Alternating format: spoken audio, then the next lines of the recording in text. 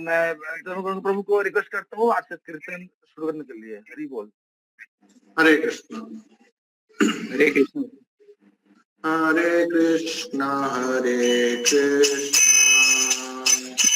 कृष्णा कृष्णा हरे हरे, हरे राम राम राम हरे हरे, हरे कृष्णा कृष्णा कृष्णा हरे हरे, हरे राम राम राम हरे हरे, हरे कृष्णा कृष्णा कृष्णा कृष्णा हरे हरे,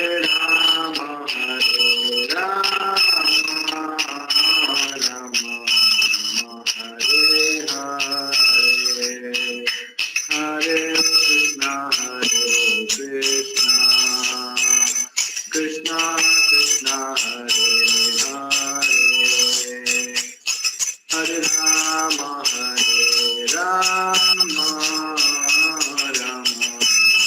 हरे हरे, हरे कृष्णा कृष्णा कृष्णा हरे हरे, हरे राम राम हरे हरे, हरे कृष्णा कृष्णा कृष्णा हरे हरे, हरे राम राम राम हरे हरे, हरे कृष्णा कृष्णा कृष्णा हरे हरे, हरे राम राम राम हरे हरे, हरे कृष्णा कृष्णा कृष्णा हरे हरे, हरे राम राम राम हरे हरे, हरे कृष्णा कृष्णा कृष्णा हरे हरे, हरे राम राम राम हरे हरे, हरे कृष्णा कृष्णा कृष्णा हरे हरे, हरे राम राम राम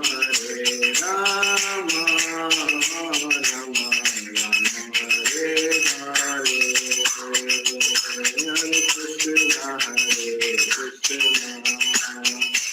कृष्णा कृष्णा कृष्णा हरे हरे, हरे राम राम राम हरे हरे,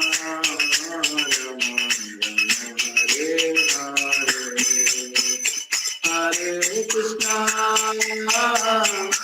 कृष्णा कृष्णा कृष्णा हरे हरे, हरे राम राम राम हरे हरे,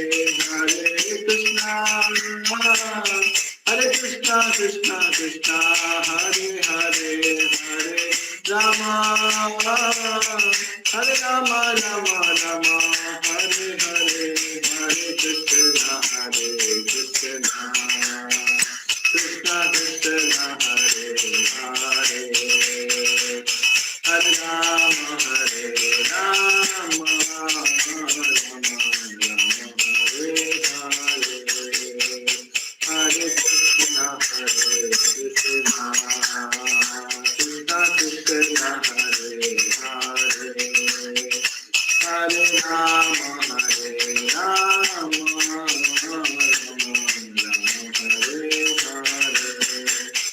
जय राधा गोविंद राधा गोविंद राधे, जय राधा गोविंद राधा गोविंद राधे, जय जगन्नाथ जगन्नाथ वसुदेवा जय सुभद्रा, जय जगन्नाथ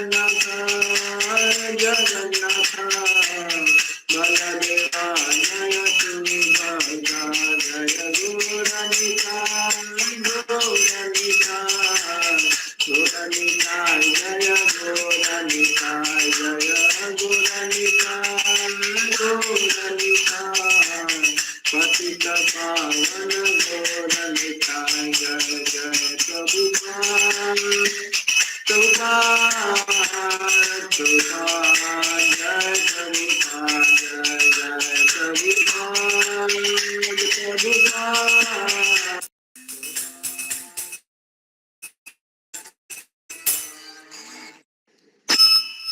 श्री प्रभुपाद की जय। ओम विष्णुपाद परमहंस परिव्राजकाचार्य अष्टोत्तर श्री श्रीमती डिवाइन ग्रेस अवै चरणारविंद भक्ति वेदांत स्वामी श्री प्रभुपाद की हरिनाम संकीर्तन की जय। जय श्री राधा गोविंद देव श्रीमद महाप्रभु की जय। जगन्नाथ देव सुभद्रा महारानी की जय। नरसिंहदेव भगवान की नाम संकीर्तन की जय। गौर प्रेमानंदे हरि हरि हरे कृष्ण हरे कृष्ण। तो अभी हम लोग सब मिलके एक माला जप करेंगे, हरे कृष्ण महामंत्र का जप करेंगे। उसके बाद जप करने के बाद फिर हम लोग का जो आज का सेशन है भगवत गीता का 6th अध्याय से जो क्लास है वो क्लास आरंभ होगा। हरे कृष्ण। तो सबसे अनुरोध है कि आप सब माला लेके एक माला। तो मेरा साउंड सब कुछ नहीं दे रहा है ना? या हरे कृष्ण। ओके, तो आप सबको स्वागत करते हैं हरि बोल। बृहस्पतिवार के साप्ताहिक सत्र में जो कि भगवत गीता से चल रहा है। तो उसके पहले हम लोग मंगलाचरण करते हैं। ओम ज्ञानतिमिरन्धस्य ज्ञानाञ्जनशलाकया चक्षुरुन्मीलितं येन तस्मै श्रीगुरुवे नमः। श्रीचैतन्यमनोभीष्टं स्थापितं येन भूतले स्वयं रूप कदा मह्यं ददाति स्वपदान्तिकम्। वन्देऽहं श्रीगुरु श्रीयुतपदकमलं श्रीगुरुन् वैष्णवांश्च श्रीरूपं साग्रजातं सहगण रघुनाथान्वितं तं सजीवं साद्वैतं सावधूतं परिजनसहितं कृष्ण चैतन्यदेवं श्रीराधा कृष्णपादान् सहगना ललिता श्रीविशाखान्वितांश्च। नमो विष्णुपादाय कृष्णपृष्ठाय भूतले श्रीमते भक्तिवेदांत स्वामी निति नामिने। नमस्ते सारस्वती देवे गौरवाणी प्रचारिणे निर्विशेष शून्यवादी पाश्चात्य देशतारिणे। नमो महावदन्नाय कृष्ण प्रेम प्रदायते कृष्णाय कृष्ण चैतन्य नाम्ने गौरतिशे नमः। हे कृष्णा करुणा सिंधु दीनबंधु जगतपते गोपेश गोपिका कांत राधा कांत नमस्तुते। तप्त कांचन गौरांगी राधे वृंदावनेश्वरी वृषभानुसुते देवी प्रणमामि हरिप्रिये। नीलाचल निवासाय नित्याय परमात्मने बलभद्र सुभद्राभ्यां जगन्नाथाय ते नमः। पंचतत्त्वात्मकं कृष्णं भक्तरूपस्वरूपकं भक्तावतारं भक्ताख्यां नमामि भक्तशक्तिकं। नित्यानंद अहं नमामि सर्वानंदकरं परं हरिनाम पदं देवम् अवधूत शिरोमणि। वाञ्छाकल्पतरुभ्यश्च कृपा सिन्धुभ्येव च पतितानां पावनेभ्यो वैष्णवेभ्यो नमो नमः। जय श्री कृष्ण चैतन्य प्रभु नित्यानंद श्री अद्वैत गदाधर शिवासादि गौर भक्त वृंद। हरे कृष्णा कृष्ण कृष्ण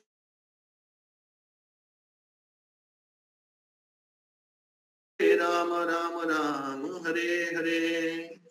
मुखं करोति वाचालं पंगुं लंघयते गिरिं यत्कृपातमहं वन्दे श्रीगुरु दीनतारिणं परमानन्दमाधवं श्रीचैतन्य ईश्वरम्। नमो विष्णुपादाय कृष्णपृष्ठाय भूतले श्रीमते जयपताका स्वामी नमो आचार्य।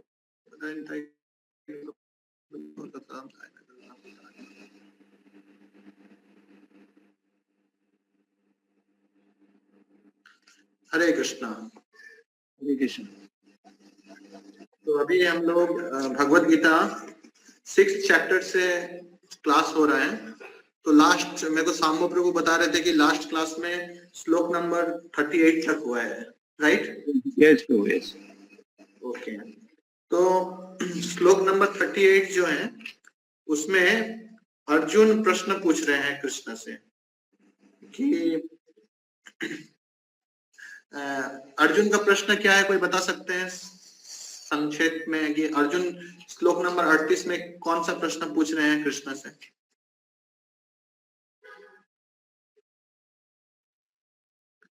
कौन सा संदेह के बारे में चर्चा कर रहे हैं? आप सबके पास भगवत गीता है, एकदम एग्जैक्ट नहीं, मेरे को सार बताइए, संक्षेप में बताइए कि आप लोग क्या समझे श्लोक नंबर, क्योंकि अगर 38 नंबर श्लोक अगर नहीं समझेंगे तो फिर आगे का डिस्कशन थोड़ा समझने में मुश्किल होगा। अर्जुन का जो डाउट है वैसा डाउट हम सबके जीवन में भी वो डाउट हमेशा रहता है, स्पेशली जो साधक भक्त हैं उनके लिए ये डाउट होना स्वाभाविक है। और साधक भक्त को अगर इस डाउट का अगर आंसर मिलता है तो उनको भक्ति में और आगे बढ़ने के लिए उत्साह मिलता है। इसलिए ये प्रश्न को जानना भी बहुत इंपॉर्टेंट है और इस प्रश्न का जो समाधान है उसको भी जानना बहुत इंपॉर्टेंट है। यस प्रभु वो पूछते हैं कि अगर कोई जैसे हम लोग साधना भक्ति करते हैं, अगर बीच में फिर कुछ अगर असफल हो जाते हैं या छोड़ देते हैं तो फिर उसका क्या गति होता है? हाँ करेक्ट। तो सबके मन में ये प्रश्न सबके मन में स्वाभाविक है कि नहीं? जैसे हम लोग साधना भक्ति करते हैं तो हम लोग अपने जीवन में देख सकते हैं कि हम लोग भक्ति तो कर रहे हैं पर अलग अलग तरह के जो कामना है, वासना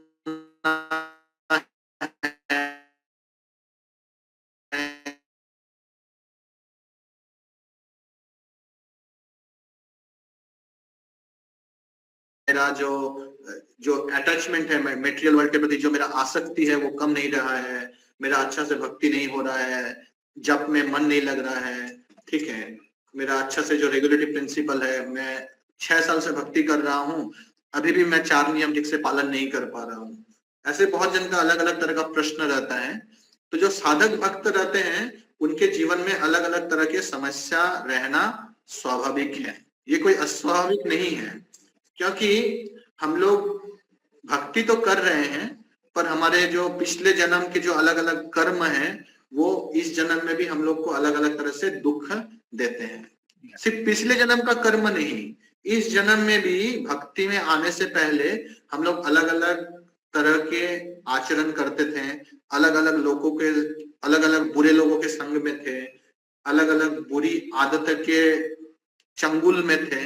तो वो जो हमारा जो पास्ट एक्सप्रेशन है, पास्ट इंप्रेशन है हमारे माइंड में, हमारे चेतना में, जो पिछले जो भक्ति में आने से पहले जो भी हम लोग कार्य करते थे उसका जो इंप्रेशन है वो बहुत डीप होता है, तो उसको छोड़ना आसान नहीं होता है। पर हम लोग जब क्लास करते हैं, भगवत गीता पढ़ते हैं या भक्ति करते हैं तो हम सबके अंदर एक चेतना ये होता है भक्ति करने के पीछे कि इसी जन्म में हमको जो जन्म मृत्यु का जो चक्र है उसको पार करते हुए भगवान के दिव्य धाम जो कि गोलोक वृंदावन में है, उस गोलोक वृंदावन में हमें जाना है।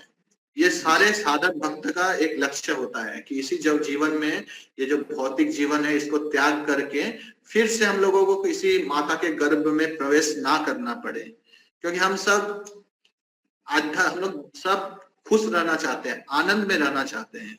ये क्योंकि ये आत्मा का जो मतलब लक्षण है, आत्मा है ही सत, चित और आनंद, इसलिए आत्मा हमेशा आनंद में रहना चाहता है।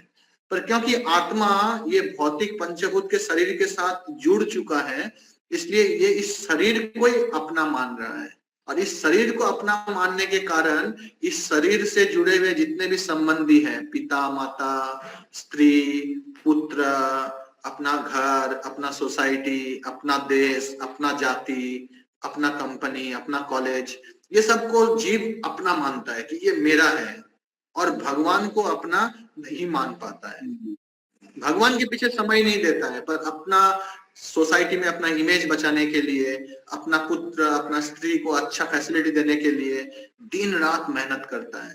पर ये जो कर्म है ये भौतिक शरीर के लिए है, और आध्यात्मिक जो पथ है उसमें वो आगे बढ़ नहीं पाता है। हालांकि उसको इच्छा है कि इसी जन्म में भगवत धाम जाने के लिए, पर उसका जो भक्ति है वो इतना स्ट्रांग नहीं हो पाता है। बहुत सारे साधक भक्त हैं जो चाहते हैं कि सुबह उठ के जप करने के लिए, पर अलग अलग भौतिक परिस्थितियों के कारण वो सुबह उठ के जप नहीं कर पाते हैं, और इसके कारण से उनका जो आध्यात्मिक प्रगति होना चाहिए वो आध्यात्मिक प्रगति नहीं हो पाता है। तो सब आनंद पाना चाहता है, सब दिव्य धाम वैकुंठ धाम में लौटना चाहता है, सब इस दुख के सागर को पार करके चिन्मय जगत जहाँ पे जन्म मृत्यु जड़ा व्याधि इस तरह के जो भौतिक समस्याएं हैं वो समस्या वहां पे नहीं है। आध्यात्मिक जगत में वहां पे सब कोई जाना चाहता है, और जाके भगवान परम पुरुषोत्तम श्री कृष्ण उनके साथ आनंद में रहना चाहता है, उनके दिव्य सेवा करने के माध्यम से आनंद में रहना चाहता है। पर उसके लिए जो परिश्रम करना चाहिए, जो साधना हम लोग को करना चाहिए, जो कि हमारे आध्यात्मिक गुरु जो हैं या हमारे जो प्रतिष्ठाता आचार्य हैं श्रील प्रभुपाद, उन्होंने जो बताया है वो हम लोग बहुत समय अच्छी तरह से कर नहीं पाते हैं। हालांकि बहुत सहज है। प्रभुपाद बोलते हैं कि spiritual life is simple but not easy. ये बहुत सरल साधारण है। कोई आध्यात्मिक जो भक्ति है ये बहुत ज्यादा कठिन नहीं है। हरे कृष्ण महामंत्र का जप करना कठिन नहीं है, भगवान को भोग लगा के प्रसाद पाना कठिन नहीं है, भगवान के लिए कुछ दान करना उतना कठिन नहीं है, फिर भी लोग इसको कर नहीं पाते। सिंपल है, बहुत साधारण है, बहुत कुछ आडंबर नहीं है, फिर भी ये हमारा भौतिक जो कंडीशनिंग है, हम लोग इतना जीवन से इंद्रिय तृप्ति के पीछे भाग रहे हैं और हमेशा भगवान से अपने आप को दूर रखे हैं, भगवान से एक एनवियस नेचर रखे हैं, इसलिए हम लोग को सब कुछ मालूम होने के बाद भी दृढ़ता से भक्ति हो नहीं पाता है। हम सबको पता है कि भगवत धाम जाने के लिए क्या क्या करना पड़ता है, या भगवान के धाम में जाने के लिए या भगवान का जो आश्रय प्राप्त करने के लिए हम लोग को कैसे भक्ति करना चाहिए। तो जो क्लास 1 साल 2 साल से जो गीता श्रवण कर रहे हैं या जो भक्ति कर रहे हैं, हम सबको पता है कि कौन सा स्टैंडर्ड हम लोगों को फॉलो करना चाहिए। पर पता होने के बाद भी अलग अलग डिफिकल्टी के कारण हम लोग उस स्टैंडर्ड को फॉलो कर नहीं पाते हैं। तो तब ही प्रश्न आता है कि एक साधक भक्त अगर अच्छा से भक्ति नहीं कर पाए तो उसको क्या डिमोटिवेट होना चाहिए या उसको और उत्साह के साथ आगे बढ़ना चाहिए? यही प्रश्न है अर्जुन का कृष्ण को यही प्रश्न कर रहे हैं कि कोई अगर योग मतलब कर्म योग भी होता है, ध्यान योग भी होता है, ज्ञान योग भी होता है, भक्ति योग भी होता है। तो जितने भी योग पद्धति है उसमें भक्ति योग सर्वश्रेष्ठ है। तो बाकी जो योग है, कर्म योग, ज्ञान योग, ध्यान योग, भक्ति योग, हालांकि जितने भी योग हैं सारे योग जो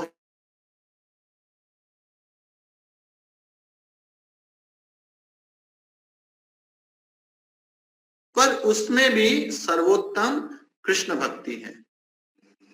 तो कोई अगर योग का अभ्यास करता है तो अर्जुन पूछ रहे हैं, पर वो अगर भ्रष्ट हो जाता है, किसी कारण से वो अपना भक्ति इस जीवन में पूरा नहीं कर पाता है, ये एक पॉइंट है। या दूसरा पॉइंट है कि वो कुछ साल तक भक्ति करने के बाद वो भक्ति का जो रास्ता है या ज्ञान रहा हूं, आपके अतिरिक्त अन्य कोई ऐसा नहीं है जो इस संदेहों को नष्ट कर सके। तो यहाँ पे अर्जुन कृष्ण को बोल रहे हैं कि प्रार्थना कर रहे हैं कि मेरा हे कृष्ण, मेरा ये डाउट है, मेरा ये प्रश्न है, ये मेरा जीवन में संशय है, आप कृपा करके इसको दूर करें। तो प्रभुपाद जी इसके तात्पर्य में बता रहे हैं कि जो कृष्ण है, कृष्ण पूर्ण ज्ञानमय है, कृष्ण को सारे चीजों का ज्ञान प्राप्त है और भौतिक जगत में आपकी समस्या को कोई भी समाधान नहीं कर सकता है। हम लोग कोई भी समस्या को अगर भौतिक रूप में अगर समाधान करने जाते हैं तो वो समस्या समाधान होता है, पर उसके परिवर्तन में एक दूसरा समस्या खड़ा हो जाता है। ये लोक में देखा गया है कि समस्या भौतिक रूप से हम लोग समस्या का समाधान नहीं कर सकते, इसीलिए जो साधक भक्त कृष्ण के चरण कमल का आश्रय लेता है, उसके जितने भी जीवन में संशय है वो संशय नाश हो जाता है।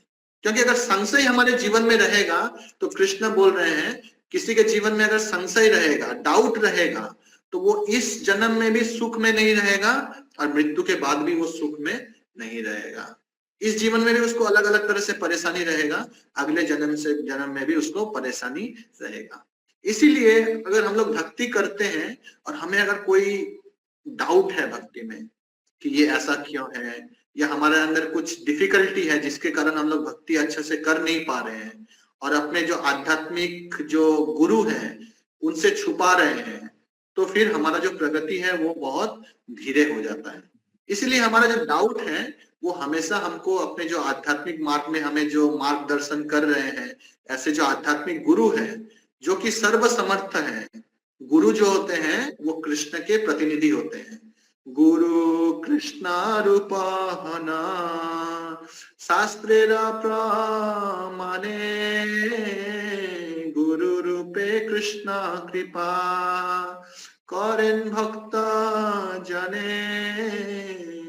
तो गुरु जो है वो कृष्ण के रूप है और ये सारे शास्त्र प्रमाण दे रहे हैं इसको। तो गुरु रूप में ही कृष्ण हम लोगों को कृपा करते हैं। लोग बहुत जन सोचता है कि कृष्ण स्वयं आएंगे कृपा करने के लिए, तो कृष्ण तो कृपा कर रहे हैं, पर कृष्ण किस रूप में कृपा करते हैं?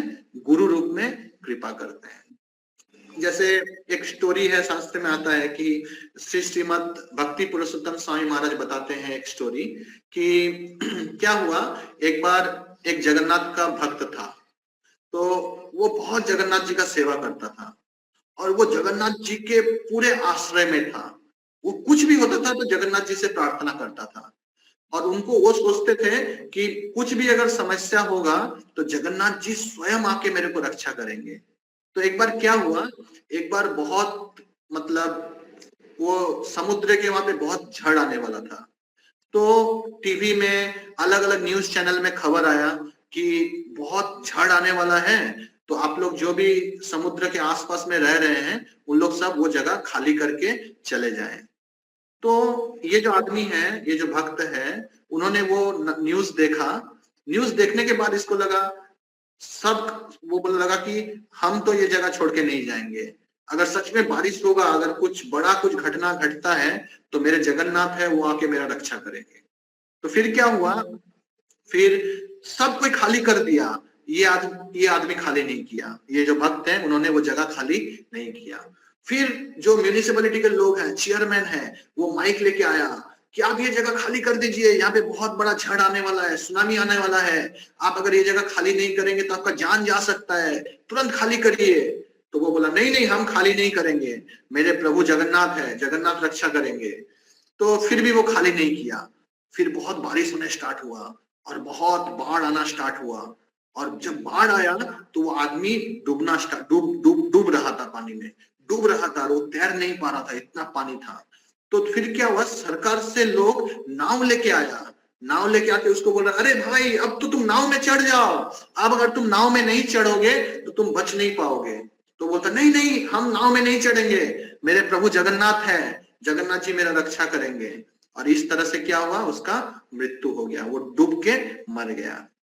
तो जब मर गया तो वो फिर धाम में गया तो फिर भगवान से वो झगड़ा करने लगा कि हे प्रभु, हम आपका इतना भक्ति किए हैं और आप तो बोलते हैं कि सर्वधर्मान परित्याज्य माम एकम शरणम व्रज अहम तम सर्व पापेभ्यो मोक्षयिष्यामि मा शुचा।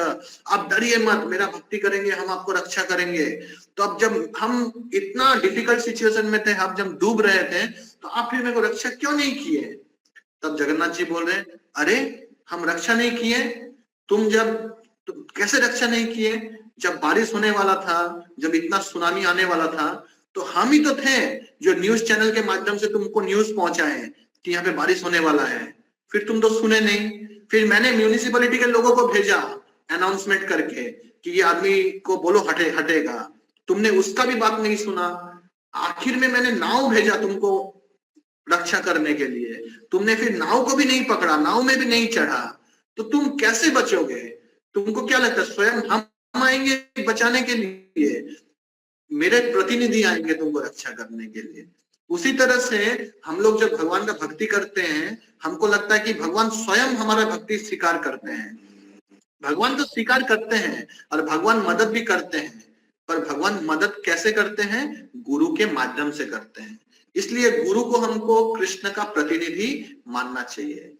जैसे अर्जुन के लिए कृष्ण जो थे वो भगवान भी थे और गुरु भी थे, क्योंकि अर्जुन ने कृष्ण को गुरु रूप से भी स्वीकार किया था। शिष्यस्ते हम साधि माम त्वाम प्रपन्नम कार्मण्य दोषोपहत स्वभावो पृच्छामि तम धर्मं सम्मूढ़ चेता यत् श्रेय निश्चितं ब्रूहि तं मे शिष्यस्ते हम साधि माम त्वाम प्रपन्नम। जब अर्जुन पूरी तरह से विभ्रांत हो गए थे, उनको समझ में नहीं आ रहा था कि क्या करना चाहिए, अभी झगड़ा करना चाहिए या जंगल में चले जाके ओम शांति करना चाहिए। अपने ऑपोजिट पार्टी में सब अपने ही लोग हैं, उनको हम कैसे मारेंगे? इस तरह से जब विभ्रांत हो गए थे, तब उन्होंने कृष्ण को गुरु रूप से स्वीकार किया। और जब कृष्ण को गुरु रूप से स्वीकार किया तो कृष्ण ने उनको मदद किया। उसी तरह से अर्जुन फिर से कृष्ण से मदद मांग रहे हैं कि मेरा जो संशय है उसको दूर करिए। तो प्रभुपाद जी तात्पर्य में और एक बात बोल रहे हैं कि हम लोग क्या है, हम लोग पूर्व जन्म के बारे में कुछ भी नहीं जानते हैं। जो भी पूर्व जन्म में हमारे साथ घटा है हम लोग सब कुछ भूल चुके हैं। पर कृष्ण क्या है? कृष्ण अनंत कोटि जन्म का जो भी है सब कुछ कृष्ण हम जानते हैं। जैसे अर्जुन पूछ रहे थे कि गीता का ज्ञान तो आप अभी मेरे को दे रहे हैं और हम आपके सामने सुन रहे हैं, तो ये कैसे संभव है कि सूर्यदेव को भी ये ज्ञान मिला है? तब कृष्ण ने बोला था कि आप और मैं बहुत जन्म पहले से भी हैं, पर आपको कुछ भी याद नहीं है और मेरे को सब कुछ याद है। इस तरह से हम लोग समझ सकते हैं कि कृष्ण परम पुरुषोत्तम भगवान है, जो कि सारे प्रश्न के उत्तर दे सकते हैं, सारे संशय को विनाश कर सकते हैं। बस हमको जरूरत है कि हम लोग कृष्ण के चरण कमल का आश्रय लें। तो अभी अर्जुन ने प्रश्न किया और अर्जुन ने संशय भी बोला कि मेरा संशय दूर करिए। तो अभी जो नेक्स्ट श्लोक है 46.40, उसमें कृष्ण क्या करेंगे? अर्जुन का जो भी संशय है कि योग भ्रष्ट लोग, जिन योग से जो भ्रष्ट हो जाते हैं, उनका क्या गति होता है, उसके ऊपर से पर्दा हटाएंगे। तो ये जो श्लोक है बहुत इंपॉर्टेंट श्लोक है, तो आप सबको बहुत अच्छा से ये श्लोक समझना चाहिए। तो इससे हमारा भी जो जीवन में डाउट है वो भी क्लियर होगा। भगवान उवाच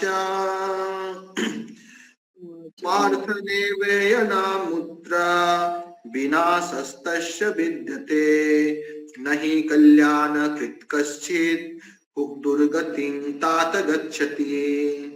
पार्थनेव मामुत्र विनाशस्तस्य विद्यते नहि कल्याणकृत् कश्चित्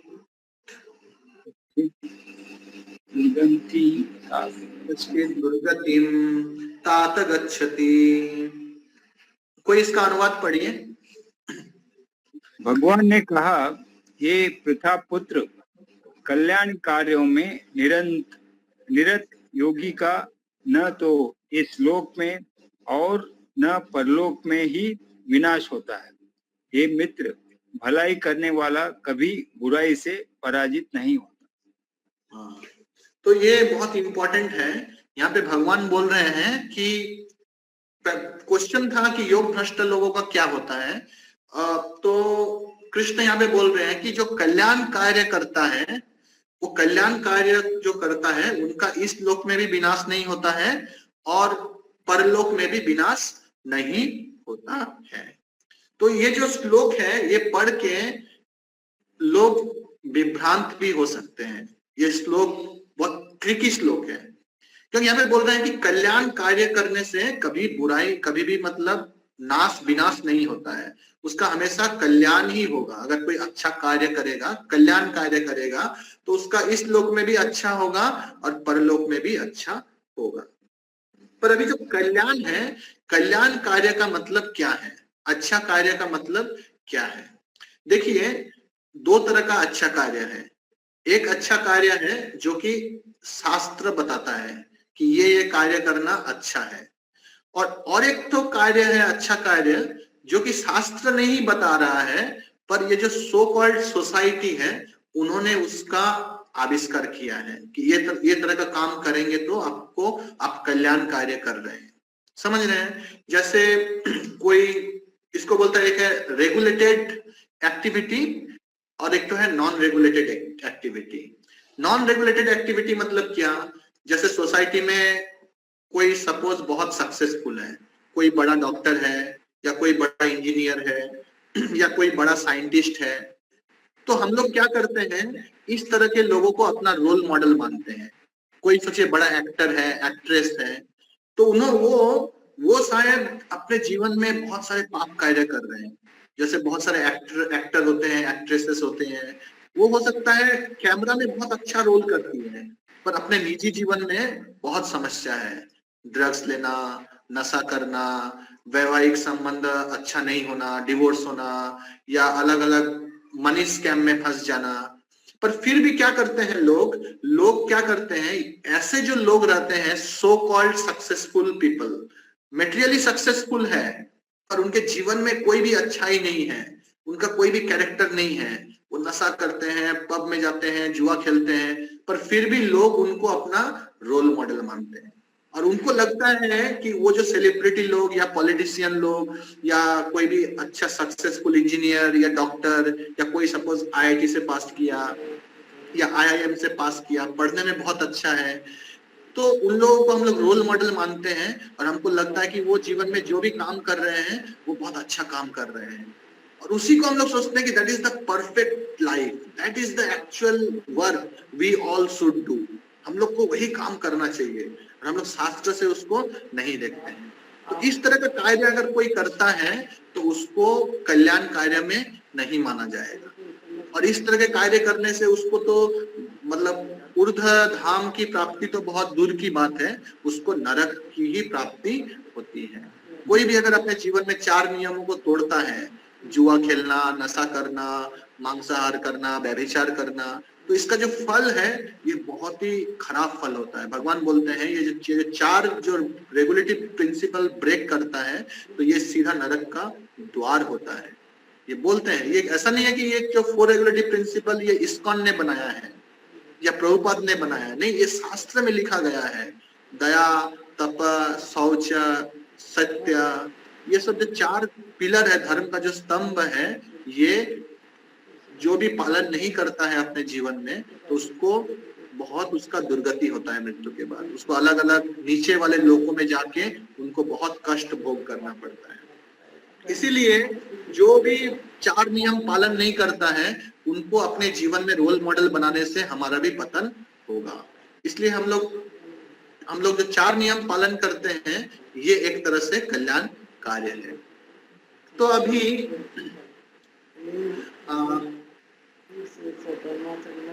अभी लोग क्या करते हैं, कोई का साउंड ऑन है, सब कोई थोड़ा म्यूट कर देंगे तो अच्छा रहेगा। तो अभी लोग क्या करते हैं, एक तो हो गया शास्त्र के बाहर का जो कार्य है वो उससे कुछ भी शांति नहीं मिल सकता। अभी जो शास्त्र में जो कार्य के बारे में बताया गया है, रेगुलेटिव और प्रेस्क्राइब ड्यूटी, उसमें भी क्या होता है, उसमें भी लोग फंस जाते हैं जो पायस एक्टिविटी है। महेंद्र आचार्य प्रभु आप थोड़ा म्यूट कर देंगे तो अच्छा रहेगा। सामू प्रभु थोड़ा म्यूट कर देंगे। Yes, Prabhu, I'm trying to understand. Just give me a minute.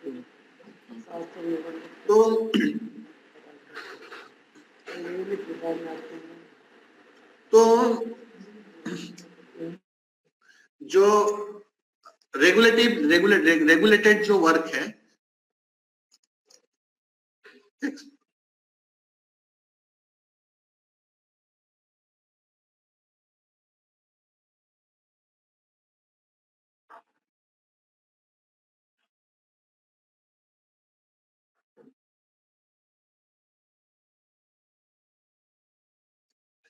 हाँ, हरे कृष्ण। तो एक तो रेगुलेटेड जो वर्क है, रेगुलेटेड वर्क में भी शास्त्र में जो जो कार्य के बारे में बताया गया है उसमें भी बहुत लोग सोचते हैं कि जो लोगों को अगर हम लोग कपड़ा दान करेंगे, ठीक है, लोगों के लिए अगर हॉस्पिटल बना देंगे, लोगों के लिए कुछ अच्छा करेंगे, उस तो हम लोगों को ये कार्य करने से हम लोग, ये कल्याण कार्य है।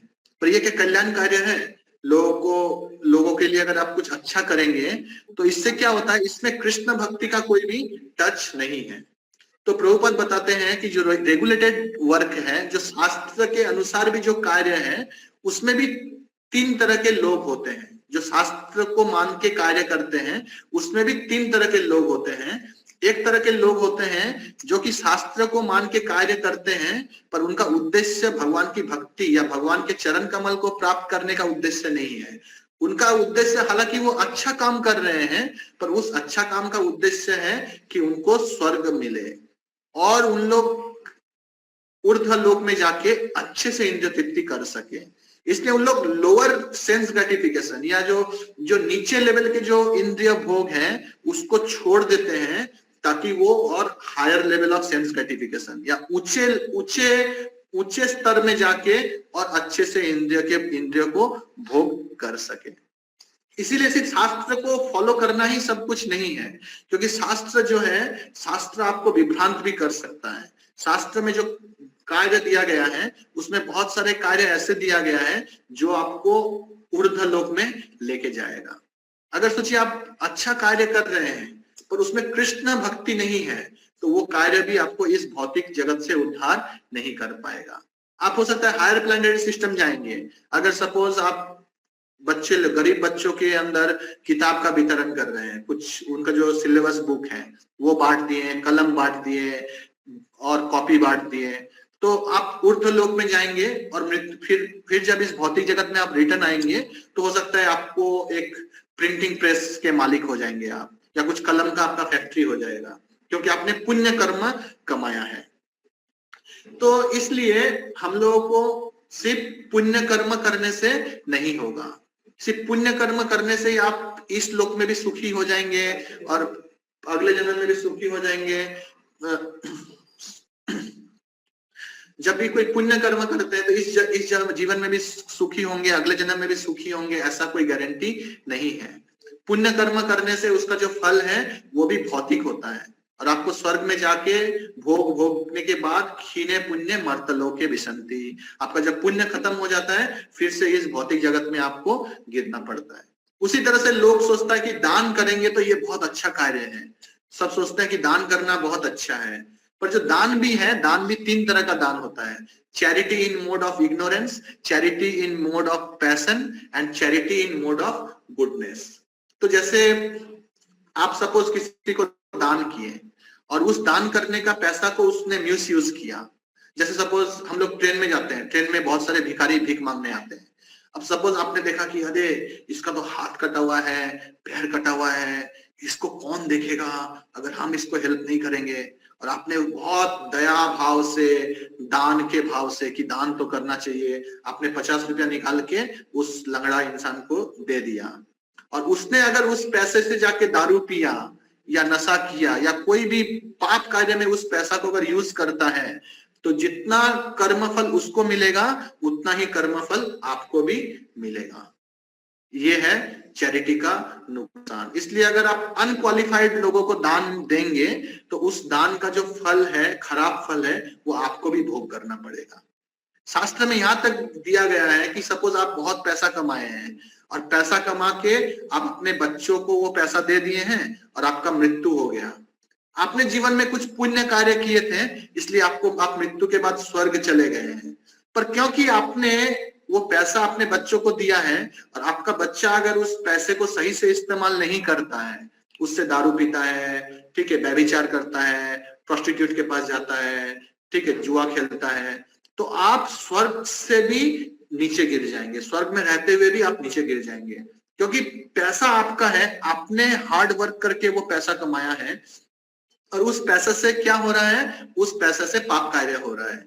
तो उस पैसे से अगर पाप कार्य होगा तो उस पाप कार्य का जितना भी फल है वो आपको भोग करना पड़ेगा, चाहे आप स्वर्ग लोक में रहें, चाहे और भी हायर प्लैनेटरी सिस्टम में रहें, कहीं भी रहेंगे, पर उस पाप कार्य आपके अकाउंट में ऑटोमेटिक ऐड हो जाएगा। इसीलिए सिर्फ पुण्य कर्म करना ही सब कुछ नहीं है। भारत में सब सोचता है कि पुण्य कर्म ही सब कुछ है, लोगों को हरि नाम में श्रद्धा नहीं है। लोगों को किसमें श्रद्धा है? दान, तपस्या। जैसे मैरिज होता है, मैरिज में हम लोग बहुत कुछ रिचुअल्स फॉलो करते हैं पर एक्चुअली हरि नाम ही सारे जितने भी रिचुअल्स हैं सबका सार हरि नाम है। इसलिए जो भी मंत्र है उसमें ओम नारायणाय नमः, ओम वासुदेवाय नमः, ऐसे करके कृष्ण का नाम ही अलग अलग रूप से घुसाया गया है। क्योंकि अगर शुद्ध कृष्ण नाम अगर बोलेंगे तो लोगों को फेथ नहीं जन्मेगा, लोगों को लगेगा कि अरे ये विवाह तो अच्छा से हुआ ही नहीं, अगर यज्ञ नहीं होगा तो कैसे विवाह होगा, या यज्ञ नहीं होगा तो घर गृह प्रवेश कैसे सक्सेसफुल होगा। पर एक्चुअली अगर कोई अगर सही से समझे तो हरि नाम से ही सब कुछ पवित्र हो सकता है। पर लोगों को हरि नाम के ऊपर श्रद्धा नहीं है, लोगों को लगता है कि दान करना, तपस्या करना, बड़े बड़े सोशल सर्विस करना, लोगों गरीब के लिए हॉस्पिटल बना देना, यही सब जीवन का लक्ष्य है, यही सब असली कल्याण कार्य है। पर शास्त्र बता रहे हैं कि ये भी असली कल्याण का कार्य नहीं है। तो फिर असली कल्याण कार्य क्या है? तो लोग सोचता है कि जो ज्ञान योगी है, ध्यान योगी है, उन लोग क्या सच में कल्याण का कार्य कर रहा है? तो शास्त्र में बोला गया है, भुक्ति मुक्ति सिद्धि कामी सकले अशांतो कृष्ण भक्त निष्काम अतएव शांतो। तो जो ज्ञानी रहते हैं, भुक्ति मुक्ति सिद्धि कामी, जो मुक्ति कामी रहते हैं, जो मुक्ति का वासना करते हैं, वो भी अगर कुछ कर्म करते हैं मुक्ति प्राप्त करने के लिए तो वो उतना खराब नहीं है। क्योंकि मुक्ति प्राप्त करने का जो इच्छा है, उन लोग क्या करते हैं, वो इस भौतिक बंधन से निकलना चाहते हैं, जन्म मृत्यु के चक्र से निकलना चाहते हैं। तो पहला पॉइंट हम बोले कि भुक्ति, जो कि अलग अलग तरह से पुण्य कार्य करते हैं, पर उनका उद्देश्य क्या है? स्वर्ग में जाना। उन लोग इस भौतिक बंधन से निकलना नहीं चाहते हैं, उन लोग सिर्फ चाहते हैं कि थोड़ा सुख भोग करें, स्वर्ग में जाके सुख भोग करें, पर वो जन्म मृत्यु के चक्र में फंसे रहते हैं। तो इस तरह का जो कार्य है ये बिल्कुल भी कल्याण कार्य नहीं है, जिस कल्याण कार्य के बारे में भगवान इस श्लोक में बता रहे हैं। दूसरा है कि जो मुक्ति का आकांक्षा रखते हैं, तो जो मुक्ति का आकांक्षा रखते हैं वो क्या करते हैं, वो इस भौतिक जगत से तो निकलने का कोशिश करते हैं, जन्म मृत्यु जड़ा व्याधि इस चक्र से निकल के कहां जाने का कोशिश करते हैं? ब्रह्म ज्योति में जाने का कोशिश करते हैं। पर इसमें प्रॉब्लम क्या है कि ब्रह्म ज्योति में चले जाते हैं पर ब्रह्म ज्योति में उनको आनंद नहीं मिलता है, फिर वो वापस लौट के इस भौतिक जगत में वापस चले आते हैं। क्योंकि जो कृष्ण जो है, कृष्ण का जो फॉर्म है, कृष्ण जो पर्सन है, वो रस के मूर्ति है, रसो वश्य। कृष्ण का जो पूरा शरीर है वो रस से, जिस रस जो आनंद को हम लोग प्राप्त करने का कोशिश कर रहे हैं, कृष्ण का पूरा जो शरीर है वो पूरे उस आनंद से ही बना हुआ है। इसलिए कोई अगर कृष्ण का भक्ति करता है तो वो उस आनंद को प्राप्त कर सकता है। पर हम लोग आनंद को तो प्राप्त करना चाहते हैं पर कृष्ण भक्ति नहीं करना चाहते हैं। हम लोग सोचते हैं कि पाप पुण्य कर्म करके हमको आनंद मिलेगा, मुक्ति का वासना, सिद्धि का वासना, इससे हमको आनंद मिलेगा।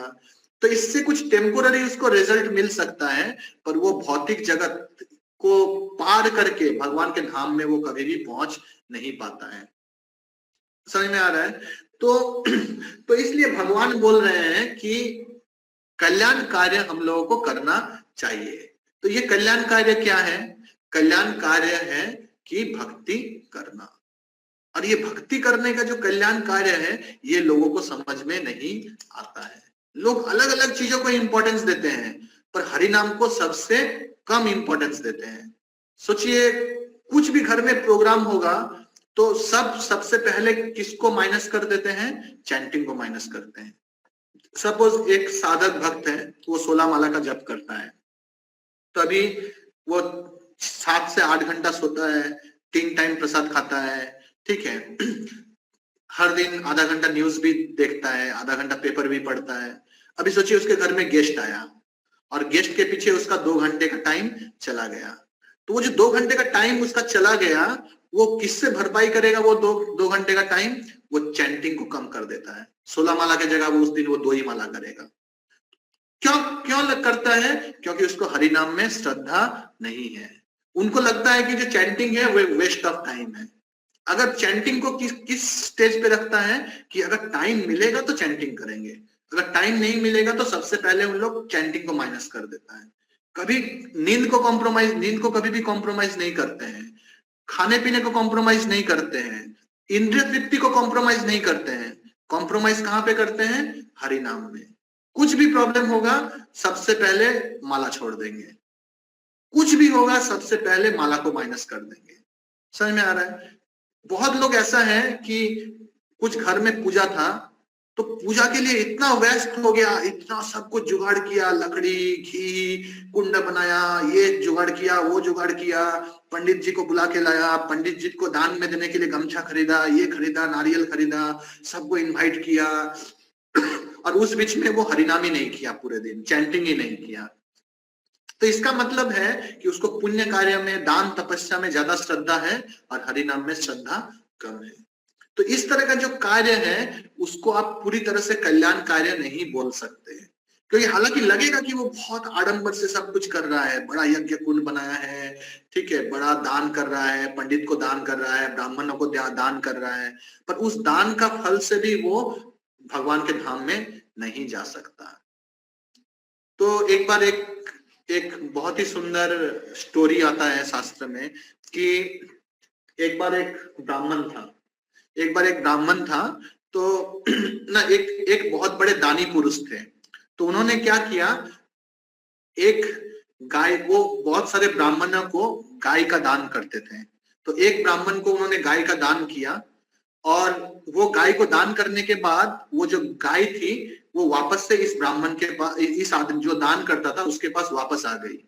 और जो दानी पुरुष था उसको पता नहीं था कि जो गाय उन्होंने दान में दिया था उस ब्राह्मण को, वही गाय उनके पास वापस आ गई है। और उन्होंने क्या किया, वही गाय को फिर से दूसरे ब्राह्मण को दान कर दिया।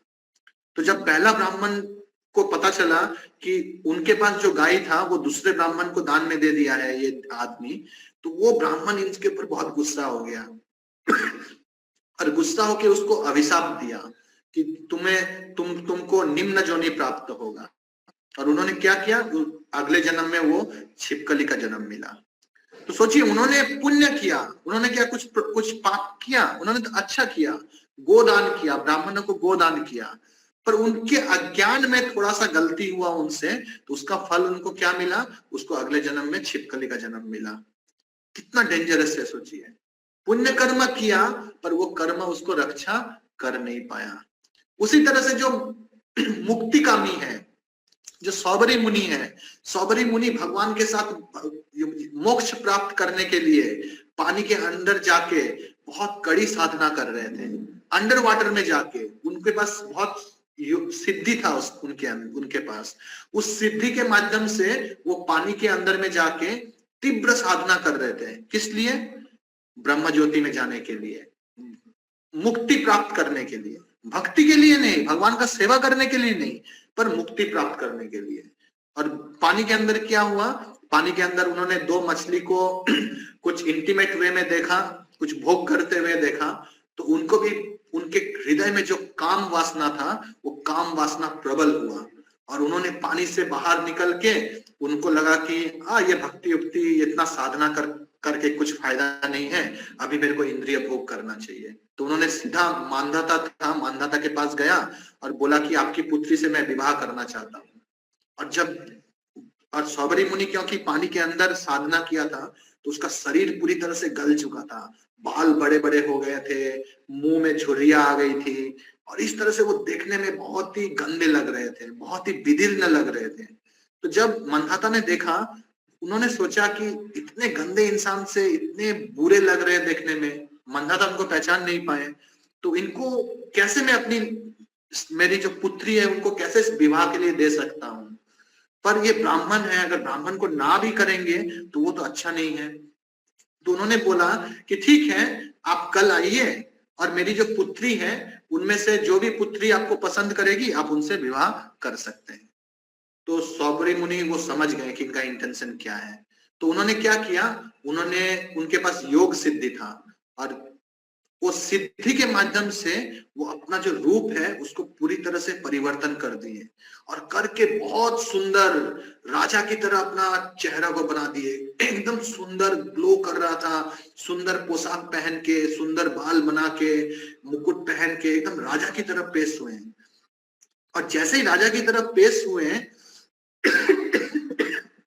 मंदाता की एक पुत्री नहीं, उनकी 50 पुत्रियां थी और वो 50 पुत्रियां आपस में झगड़ा करने लगी कि इससे मुझे विवाह करना है, इससे मुझे विवाह करना है। सब कोई उनसे विवाह करने के लिए फाइट करने लगा। तब मंदाता ने बोला कि ठीक है, आप लोग झगड़ा मत करिए, हम आप 50 जन से हम विवाह करेंगे। तो उस तरह से मंदाता जो कि पानी के अंदर जाके कठोर साधना कर रहे थे, उन्होंने वो साधना छोड़ के 50 जो रानियां थी, मंदाता की जो 50 पुत्रियां थी, उनके साथ विवाह किया और अपना जीवन पूरी तरह से भोग में बिताना शुरू किया। तो इस तरह से कोई अगर भ्रष्ट होता है तो उनका क्या उपाय होता है, ये समझना थोड़ा हम लोग को जरूरी है। तो पर क्वेश्चन यही है कि अगर कोई भगवान का भक्ति नहीं करेगा तो उसका भ्रष्ट होना तय है, क्योंकि उसको वो आनंद, हृदय में जो आनंद के लिए वो प्रयास कर रहा है, वो आनंद उसको कभी भी नहीं मिलता है। पर कोई अगर भक्ति करता है तो भक्ति करने से क्या फायदा है? भगवान बोल रहे हैं कि सर्वधर्मान परित्याज्य मामेकं शरणं व्रज अहम त्वं सर्व पापेभ्यो मोक्षयिष्यामि मा शुचः। कृष्ण बोल रहे हैं कि आप जितने भी सो कॉल्ड धर्म है उसको आप छोड़ दीजिए। तो जो धर्म है, धर्म के अंदर हम लोग का एक तो होता है स्वधर्म। स्वधर्म मीन्स हम लोग जैसे किसी परिवार में जन्म लेते हैं तो हमारा बहुत जनों के प्रति ऋण रहता है। जैसे पिता माता के प्रति ऋण रहता है कि पिता माता ने हमको जन्म दिया, हमको चलना सिखाया, हमको खाना पीना सिखाया, हमको लोक व्यवहार सिखाया, हमें शिक्षा प्रदान किया। तो माता पिता के प्रति स्वाभाविक ही किसी पुत्र या कन्या का एक ऋण होता है। उसी तरह से जो डेमीगॉड्स है, जो देवता है, उनके प्रति भी हमारा ऋण होता है। किस तरह से? जैसे देवता के कृपा से बारिश होता है, देवता सूर्य देव के कृपा से किरण, सूर्य किरण के प्रभाव से ये जो धरती का सृजन होता है, धरती पुष्ट होता है सूर्य देव की कृपा से। उस तरह से जो अलग अलग देवता हैं उनसे हम लोगों को अलग अलग तरह से हम लोगों को फल मिलता है। और क्या? राजा के प्रति भी हम लोग ऋणी हैं, क्योंकि जो राजा होते हैं, राजा देश चलाते हैं, प्रोटेक्शन देते हैं हम लोगों को। जैसे अभी इंडिया पाकिस्तान और इंडिया में टसल चल रहा है, तो जो इंडियन गवर्नमेंट है वो जो सीमा है, सीमा में अलग अलग तरह से जो आर्मी के लोग को तैनात करके रखती है ताकि दूसरे लोग हम लोग के कंट्री में घुस के हम लोग को प्रॉब्लम क्रिएट ना कर सके। तो इस तरह से राजा के प्रति भी हम लोग ऋणी रहते हैं। और किसके प्रति ऋणी रहते हैं? जो अलग प्राणी हैं, जैसे गाय, अदर लिविंग एंटिटी, जैसे गाय। तो गाय का हम लोग दूध पीते हैं, तो गाय के प्रति भी हम लोग ऋणी हैं। बैल क्या करता है? खेती करने में मदद करता है, तो बैल के प्रति भी हम लोग ऋणी हैं। पेड़ पौधे से हम लोग को इतना बेनिफिट मिलता है, तो इन सब के प्रति हम लोग ऋणी हैं। और अगर हम लोग इन सब का ऋण चुकाने जाएंगे तो हम लोग कभी भी, हम लोग को ये ऋण चुकाना संभव नहीं है। और आप पूरे जीवन उनका ऋण ही चुकाते रहिए, आप भक्ति कर नहीं पाएंगे। इसलिए शास्त्र में बोला गया है, देवर्षि भूताप्त नृणाम पितृणाम ना किंकरो नायम ऋणी च राजन सर्वात्मना ये शरणम शरण्यम गतो मुकुंदम परिहृत्य कर्तम। इसका मतलब है देवर्षि भूताप्त नृणाम पितृणाम, हम लोग पितृ ऋण से बंधे हुए हैं, देव ऋण से बंधे हुए हैं, अलग अलग लोगों के ऋण से बंधे हुए हैं।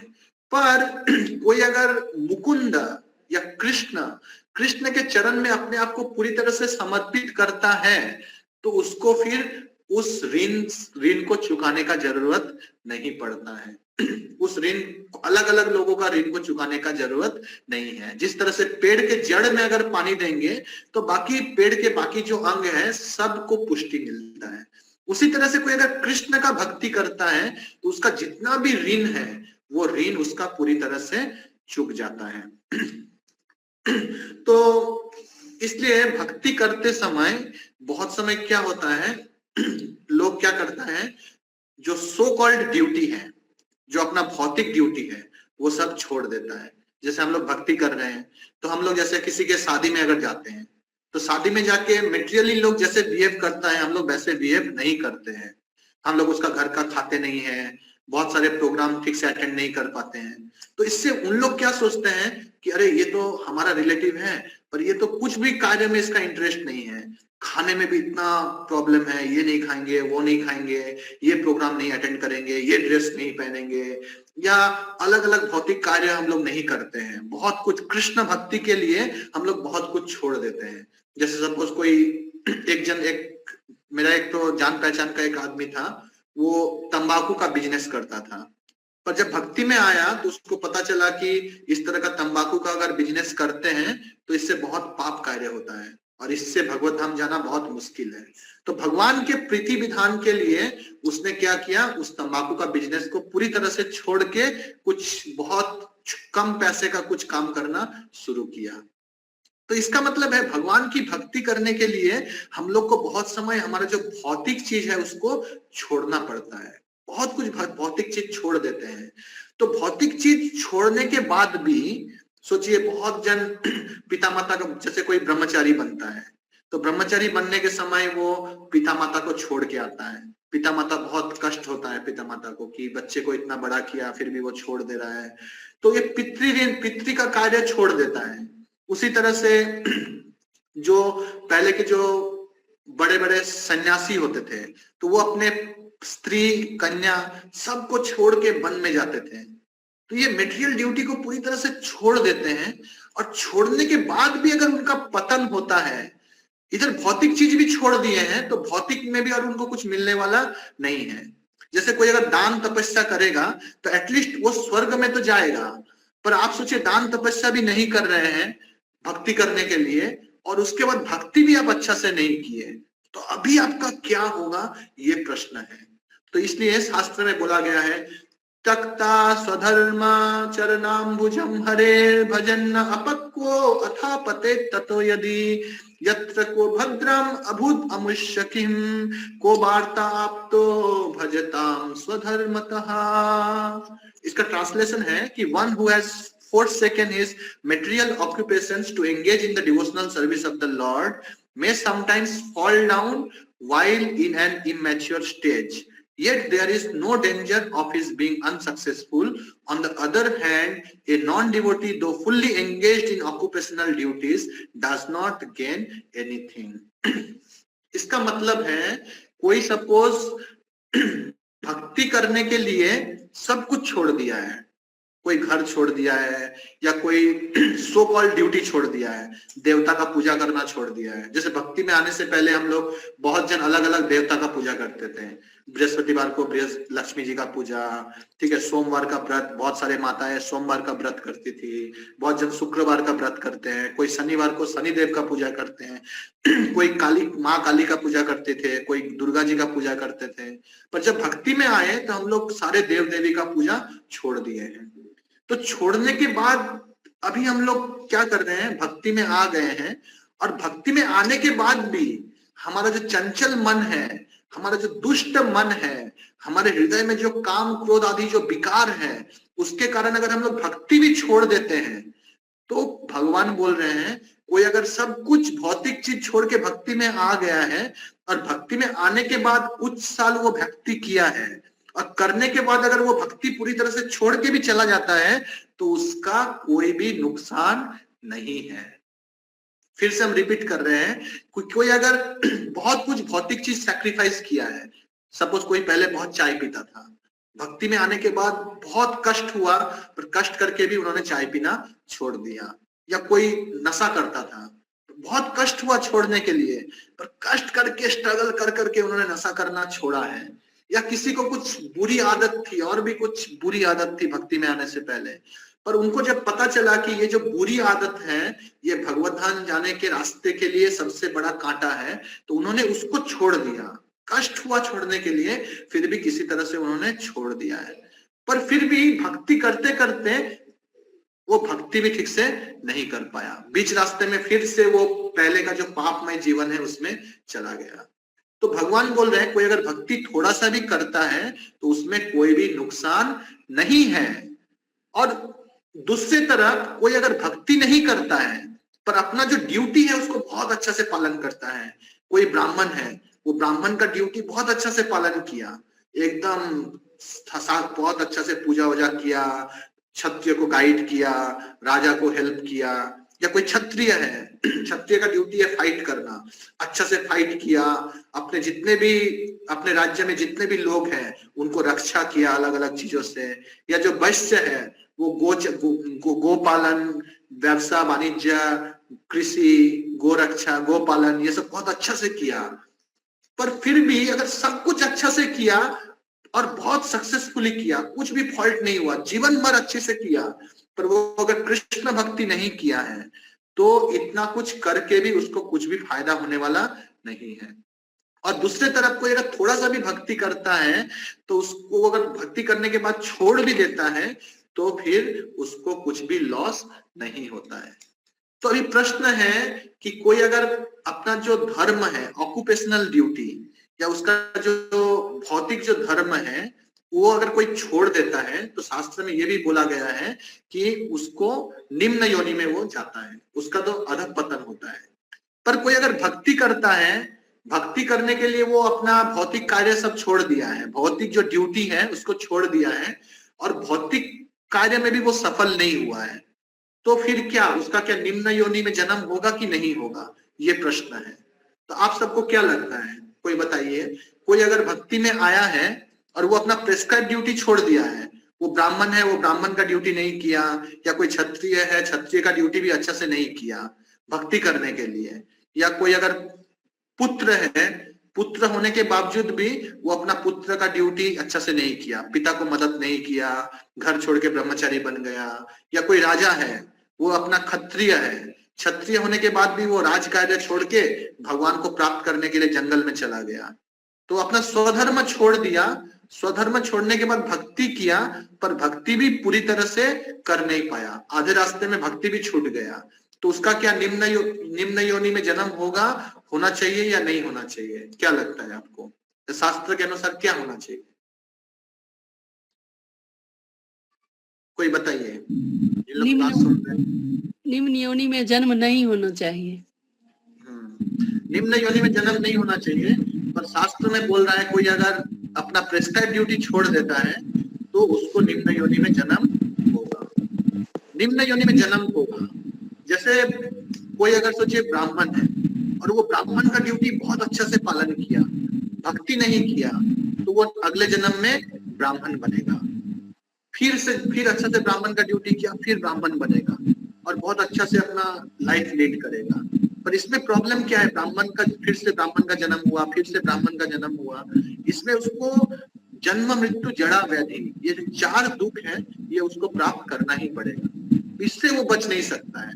हालांकि वो अच्छा ह्यूमन बर्थ मिलेगा, अच्छा भोग कर सकेगा, सब कुछ फैसिलिटी मिलेगा, पर जन्म मृत्यु जड़ा व्याधि से वो बच नहीं सकता है। पर कोई अगर अपना ब्राह्मण का ड्यूटी छोड़ दिया है भक्ति करने के कारण और भक्ति भी अच्छा नहीं किया है तो उसको निम्न योनि मिलेगा, पर भगवान बोल रहे हैं वो निम्न योनि में जाना भी एक ब्राह्मण बनने से अच्छा है। क्या अच्छा है, क्योंकि निम्न योनि में वो जाएगा जरूर, पर वो जो पिछले जन्म में जो कृष्ण भक्ति किया है वो कृष्ण भक्ति उसका छूटेगा नहीं, वो भक्ति उसका छूटेगा नहीं। इसका उदाहरण जैसे आप लोग देख सकते हैं, भरत महाराज जो थे, भरत महाराज ने भक्ति किए, उन्होंने पूरा अपना राज्य छोड़ दिया, राज्य छोड़ के जंगल में चले गए भक्ति करने के लिए। राज्य छोड़ दिए मतलब अपना स्वधर्म को छोड़ दिए। राजा थे, राजा का कर्तव्य है मतलब अपने प्रजा को देखभाल करना, राज्य को चलाना, पर क्योंकि उन्होंने क्षत्रिय होने के बाद भी क्षत्रिय धर्म का त्याग करके जंगल में गए तो उनको एक तरह से उसका पाप बना है, क्योंकि उन्होंने अपना कर्तव्य को छोड़ दिया है। पर वो अगर भक्ति पूरा कर लेते तो उसी जन्म में वो भगवत धाम चले जाते हैं, पर क्योंकि उन्होंने भक्ति पूरा नहीं किया है इसलिए वो हरिण का शरीर में प्रवेश किए, और हरिण का शरीर में अगर प्रवेश किए पर ये जो हरिण है वो साधारण हरिण की तरह नहीं थे, क्योंकि उन्होंने भक्ति किया था। ये जो हरिण थे वो सूखा घास खाते थे, ठीक है। और वो अलग अलग हिरन के साथ नहीं घूमते थे, वो किनके साथ घूमते थे? जो भी महान साधु लोग थे, महान संत लोग थे, उनके सभा में ही हमेशा ये हरिण रहता था और वो कृष्ण कथा का श्रवण करता था। तो ये जो हरिण है वो साधारण हरिण नहीं, स्पेशल हरिण था जो कि कृष्ण कथा सुनता था। तो इस तरह से कोई अगर निम्न योनि में भी जाता है तो उसका कृष्ण भक्ति खत्म नहीं होता है, कृष्ण भक्ति फिर से चालू होता है। तो इस तरह से जो निम्न योनि में है, चंडाल योनि में है, यवन योनि में है, और अगर हरिनाम कर रहा है, वैसा जीवन एक ब्राह्मण का जो जन्म है, जो कि हरिनाम से परे है, हरिनाम नहीं करता है, या कोई बहुत अच्छा क्षत्रिय है पर भगवान का शरण नहीं लिया है, ऐसे जीवन से चंडाल का शरीर जिस पर वो हरिनाम कर रहा है उसका शरीर श्रेष्ठ है।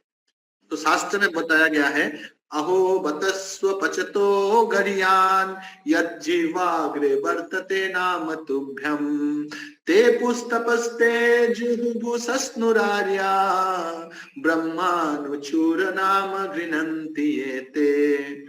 तो बोल रहा है कि कोई अगर मतलब चंडाल योनि में है, हरिनाम कर रहा है, तो वो समझ लीजिए कि उसने अपने जीवन में जितने भी दान है, जितने भी तपस्या है, जितने भी अच्छे कार्य है, सब कुछ वो कर चुका है। करने के बाद वो हरिनाम कर रहा है, हालांकि वो चंडाल के शरीर में है, यवन के शरीर में है, फिर भी क्योंकि वो हरिनाम कर रहा है तो उसको जो ब्राह्मण जो हरिनाम नहीं कर रहा है उससे भी ये स्वपच जो है ये उससे श्रेष्ठ है। प्रभुपाद बोलते हैं कि मुची होयौ सुचि হয় যদি কৃষ্ণ তেজে, সুচি সরি মুচি হয়েও সুচি হয় যদি কৃষ্ণ ভজে, और सुचि होयो मुची হয় যদি কৃষ্ণ তেজে। कोई अगर ब्राह्मण है पर वो अगर कृष्ण का त्याग करता है तो वो ब्राह्मण होने के बाद भी वो चंडाल के समान है, और कोई अगर चंडाल है पर वो कृष्ण का भजन करता है तो वो चंडाल होने के बावजूद भी वो ब्राह्मण के समान है। तो इसीलिए कोई अगर निम्न योनि में भी जाता है तो उसके लिए भी कोई लॉस नहीं है। यही कृष्ण बता रहे हैं कि अगर कोई भक्ति करता है तो भक्ति करने से कोई लॉस नहीं है। तो कोई अगर सोचिए भक्ति कर रहा है, भक्ति करने के बाद उसका अगर पतन होता है तो वो कहाँ पे जाएगा? अभी तो कृष्ण ने उत्तर दिया कि उसका लॉस नहीं है। कोई अगर भक्ति करता है, 20 रास्ते में भक्ति छोड़ता है तो उसका लॉस नहीं है। तो अभी फिर अर्जुन का जो प्रश्न है कि वो कहाँ जाते हैं, उसका उत्तर में कृष्ण अगले श्लोक में बता रहे हैं कि अगला श्लोक में कृष्ण बता रहे हैं कि प्राप्य पुण्य कृतान लोकानुसित्वा शाश्वती समा सूचिनाम श्रीमताम गेहे योग भ्रष्ट अभिजायते। तो ये जो योग भ्रष्ट है, जो भक्ति के मार्ग में चलते चलते बीच में छोड़ देते हैं, उनका क्या होता है? उन लोग को पहले स्वर्ग में भेजा जाता है, स्वर्ग में भेज के उन लोग को इंद्र तृप्ति भोग कर लेते हैं थोड़ा। क्योंकि भक्ति कोई क्यों छोड़ता है पता है? भक्ति जनरली हम लोग छोड़ते हैं जब हम लोग को भोग करने का बहुत ज्यादा इच्छा रहता है। भक्ति करने से हम लोगों को भौतिक इंद्रिय तृप्ति को छोड़ना पड़ता है, पर किसी को इंद्रिय तृप्ति करने का बहुत तीव्र इच्छा है कि वो भक्ति का जो नियम है उसको पालन कर ही नहीं पा रहा है, तो फिर उसका भक्ति छूट जाता है। तो भगवान को समझ में आता है कि ये भक्ति छोड़ा है इंद्रिय भोग करने के लिए, तो इसलिए भगवान उसको उसका इच्छा पूरा करने के लिए पहले उसको हायर प्लैनेटरी सिस्टम में भेजते हैं। ऊर्ध्वं गच्छन्ति सत्वता मध्यम गच्छन्ति राजसा जघन्य गुण विद्धस्ता अधो गच्छन्ति तामसा। तो वो ऊपर के लोगों में जाता है, जाके भोग करता है, भोग करने के बाद वो कहाँ पे जन्म लेता है? सूचिनाम श्रीमताम गेहे, किसी वैष्णव के घर में या किसी ब्राह्मण के घर में या किसी अमीर इंसान के घर में जन्म लेता है। इससे क्या होता है? अमीर इंसान के घर में जन्म लेने से उसको रोटी कपड़ा मकान ये सब का कभी भी अभाव नहीं होता है और उसका भक्ति करना बहुत आसान हो जाता है। जैसे हमारे इस्कॉन में आप देख सकते हैं एल्बर्ट फोर्ड कंपनी के जो मालिक हैं, तो इतने अमीर हैं पर वो प्रभुपाद जी से दीक्षा प्राप्त किए हैं। तो दीक्षा प्राप्त किए मतलब हर दिन वो 16 माला का जप करते हैं। तो इससे क्या होता है? उनके पास पैसा है फिर भी वो भक्त है। तो इसका मतलब क्या वो हो सकता है कि पिछले जन्म में उन्होंने भक्ति किया है, पर क्योंकि वो भक्ति पूरा नहीं हुआ है तो इस जन्म में फिर से उनका जन्म हुआ है अमीर घर में, और अमीर घर में जन्म होने के बाद उन्होंने भक्ति की, इसी जन्म में भगवत धाम जाना। तो इस तरह से भगवान तो इसी तरह से क्या होता है, कोई अगर योग भ्रष्ट होता है तो उसको सूची नाम श्रीमताम गे है, तो अच्छे घर में उसका जन्म होगा और वो जो भक्ति छोड़ दिया था उस भक्ति को फिर से वो जाजन कर सकता है। उसके बाद कृष्ण बता रहे हैं, अथवा योगी नामे व कूले भवति धीमताम एतद्वि दुर्लभ तरंग लोके जन्म यदि स्वयं। अथवा यदि दीर्घ काल तक योग करने के बाद असफल रहे तो वो ऐसे योगियों के कुल में जन्म लेता है जो अति बुद्धिमान है, निश्चय ही इस संसार में ऐसा जन्म दुर्लभ है। तो अभी दो तरह का जो भक्ति छोड़ देते हैं बीच रास्ते में, ऐसे दो तरह के इंसान होते हैं। एक होता है कि कुछ दिन प्रैक्टिस करने के बाद ही छोड़ दिए, कि 6 महीना 1 साल या 2 साल भक्ति किया, उसके बाद भक्ति छोड़ दिया। जो बहुत कम समय भक्ति करने के बाद भक्ति छोड़ते हैं तो उसको किसी अमीर घर में या किसी मतलब ऐसे घर में जन्म होता है जहां पे उसका भक्ति करने के लिए पैसे का कमी नहीं होता है, या उसका एनवायरनमेंट जो है भक्ति करने के सब कुछ अनुकूल रहता है। पर ऐसे जो योगी रहते हैं जो कि बहुत साल तक प्रैक्टिस किए हैं, 20 साल 30 साल प्रैक्टिस करने के बाद मृत्यु के पहले उन्होंने भक्ति छोड़ दिया, दीर्घ काल तक जिन्होंने अभ्यास किया है, उनका जन्म कहाँ पे होता है? उनका जन्म कुछ बहुत बड़े योगी के घर में जन्म होता है, नहीं तो जो महान शुद्ध भक्त है भगवान के, उन शुद्ध भक्त जो शुद्ध गृहस्थ भक्त होते हैं, वैसे गृहस्थ भक्त के घर में उनका जन्म होता है। और उस घर में जन्म होने से क्या फायदा होता है? जन्म के साथ साथ ही वो भगवान का भक्ति करते हैं, शुरू से उनको तिलक लगता है, जन्म के साथ साथ ही भगवान का महाप्रसादी खाते हैं, जन्म के साथ साथ ही उनका हरिनाम ही होता है घर में, एवं उनका चेतना जब से विकसित होता है तब से वो हरिनाम करते हैं। इस तरह से क्या होता है, वो हालांकि उनको एक जन्म और लगता है, पर उस जन्म में वो भगवत धाम चले जाते हैं।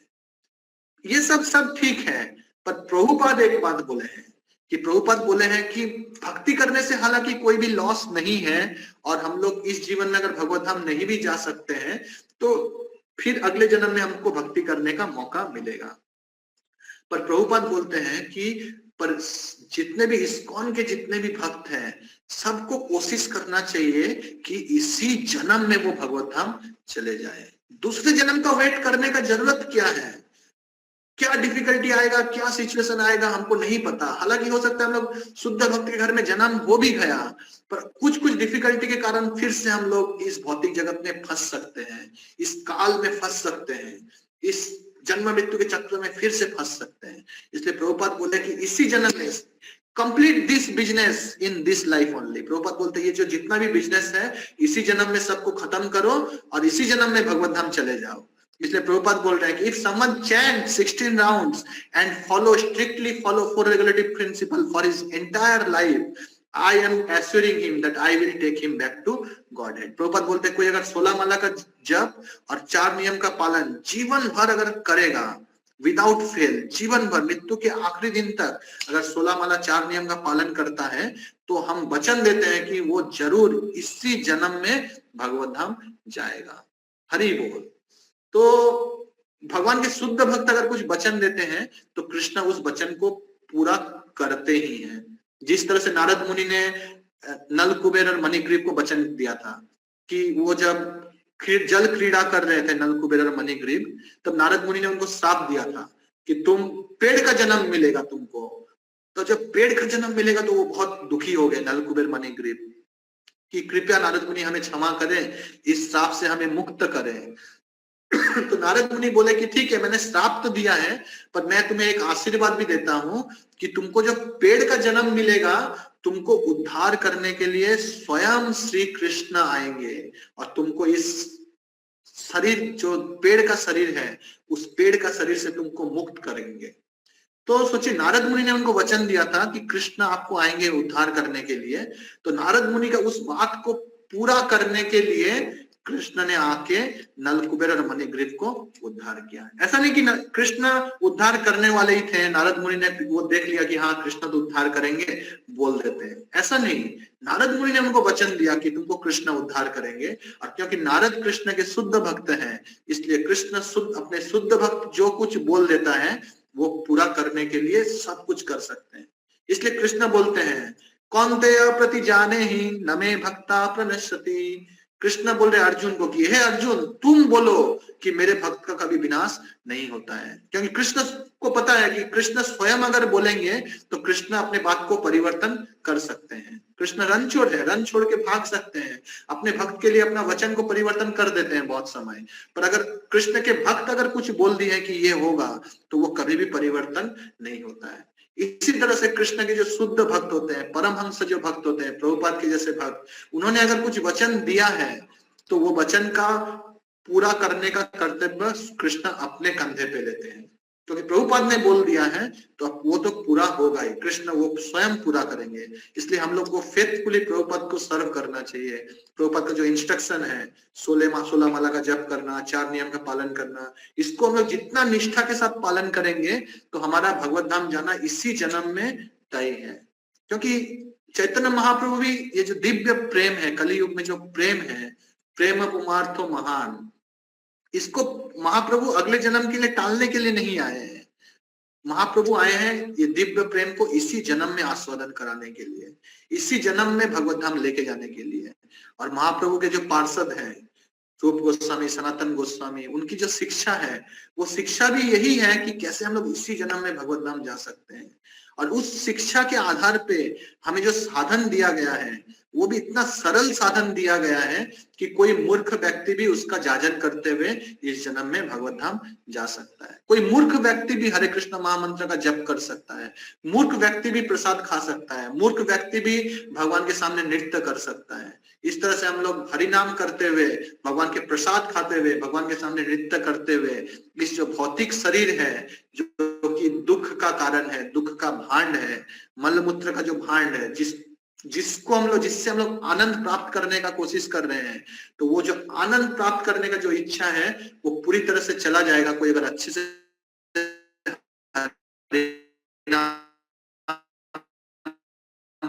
करेगा, वो अपना जो कॉन्शियसनेस है, अपना जो चित्त है, वो आत्मा के स्तर में उसको बैठाता है और उसको पता चल जाएगा कि ये जो भौतिक जगह दुख का जगह है और असली जो आनंद है वो आध्यात्मिक जगत में है। और वो जो आध्यात्मिक जगत का जो आनंद है वो आनंद वो इस जगत में बैठ के हरिनाम करने के माध्यम से उसको आस्वादन कर सकता है।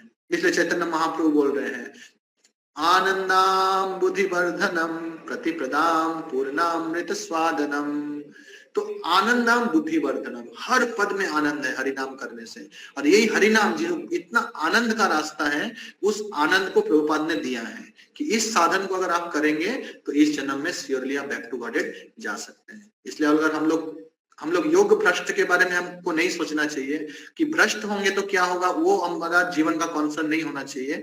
हमारा कॉन्सर्न होना चाहिए कि कैसे हम लोग जीवन भर 16 माला का जप करें, 4 नियम का पालन करें, और जो प्रभुपाद का जो सेवा है, प्रचार सेवा, भगवान के नाम का प्रचार करना, उसमें कैसे हम लोग योगदान कर सकते हैं, शारीरिक रूप से या अर्थ प्रदान करने के माध्यम से या अलग अलग सेवा करने के माध्यम से, ताकि ये प्रचार बढ़े, कृष्ण के नाम का प्रचार बढ़े।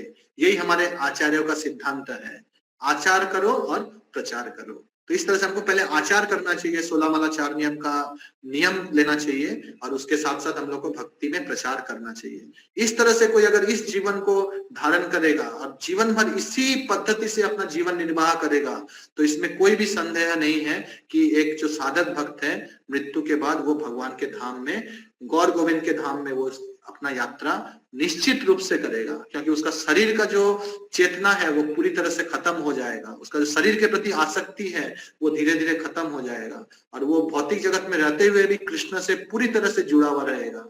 और मृत्यु के बाद भी वो जो चेतना है, कृष्ण सेवा है, वो आध्यात्मिक जगत में जाके वो कंटिन्यू कर सकता है, उसी सेवा को वो आगे बढ़ा सकता है। तो यही हमारा जीवन का मकसद है कि भौतिक जो शरीर मिला है हम लोग को भजन करने के लिए, भक्ति करने के लिए मिला है। इसलिए इस शरीर से अगर हम लोग हरि नाम करते हैं, भगवान का भक्ति करते हैं, तो वही इस मनुष्य जन्म का सार्थकता है। और बाकी जो भी चीज है हम लोगों को, बाकी कृष्ण भक्ति छोड़ के बाकी जो भी कार्य है, जो हम लोग को अलग अलग बेनिफिट, जो जो अलग अलग फल देने का वादा करता है, ये सब माया का ट्रैप है, जो हम लोग को इसी जगत में फंसाने का चाल है। इसलिए आप लोग वो सब एक्टिविटी से बचिए, अलग अलग रिचुअल्स ये वो, उसमें ज्यादा टाइम वेस्ट मत करिए, ज्यादा से ज्यादा टाइम कृष्ण भक्ति में दीजिए, क्योंकि कृष्ण भक्ति का जो फल है वो अविनाशी है, उसका कभी भी विनाश नहीं होता है। ठीक है, तो हम लोग यहीं पे क्लास को समाप्त करते हैं। हरे कृष्णा कृष्णा कृष्णा हरे हरे, हरे राम राम राम हरे हरे। श्रील प्रभुपाद की जय, गोविंद की जय। हरि हरि हरे कृष्ण। थैंक यू प्रभु तो कोई का कुछ फॉर दिस ब्यूटीफुल क्लास। तो कोई का कुछ प्रश्न, तो एक क्वेश्चन ले सकते हैं, अभी 9:12 हुआ है, 9:15 तक टाइम है। ओके, अगर किसी का कोई एक क्वेश्चन ले सकते हैं, किसी का अगर क्वेश्चन है तो एक क्वेश्चन कर सकते हैं। छोटा सा क्वेश्चन। हाँ यस प्रभु, बोलिए प्रभु। हाँ प्रभु, बांग्लाয় বলছি না, হিন্দিতে বললেও বলা যাবে। प्रभु, आज का जो क्लास का जो चीज हुआ ना, मतलब जैसे आप 2 श्लोक हम लोग पढ़े, तो आपने 2 बोला कि एक है कि प्रभु हम लोग अगर भक्ति करते करते भक्ति से विलीन हो जाते हैं, मतलब भक्ति छोड़ देते हैं, उसका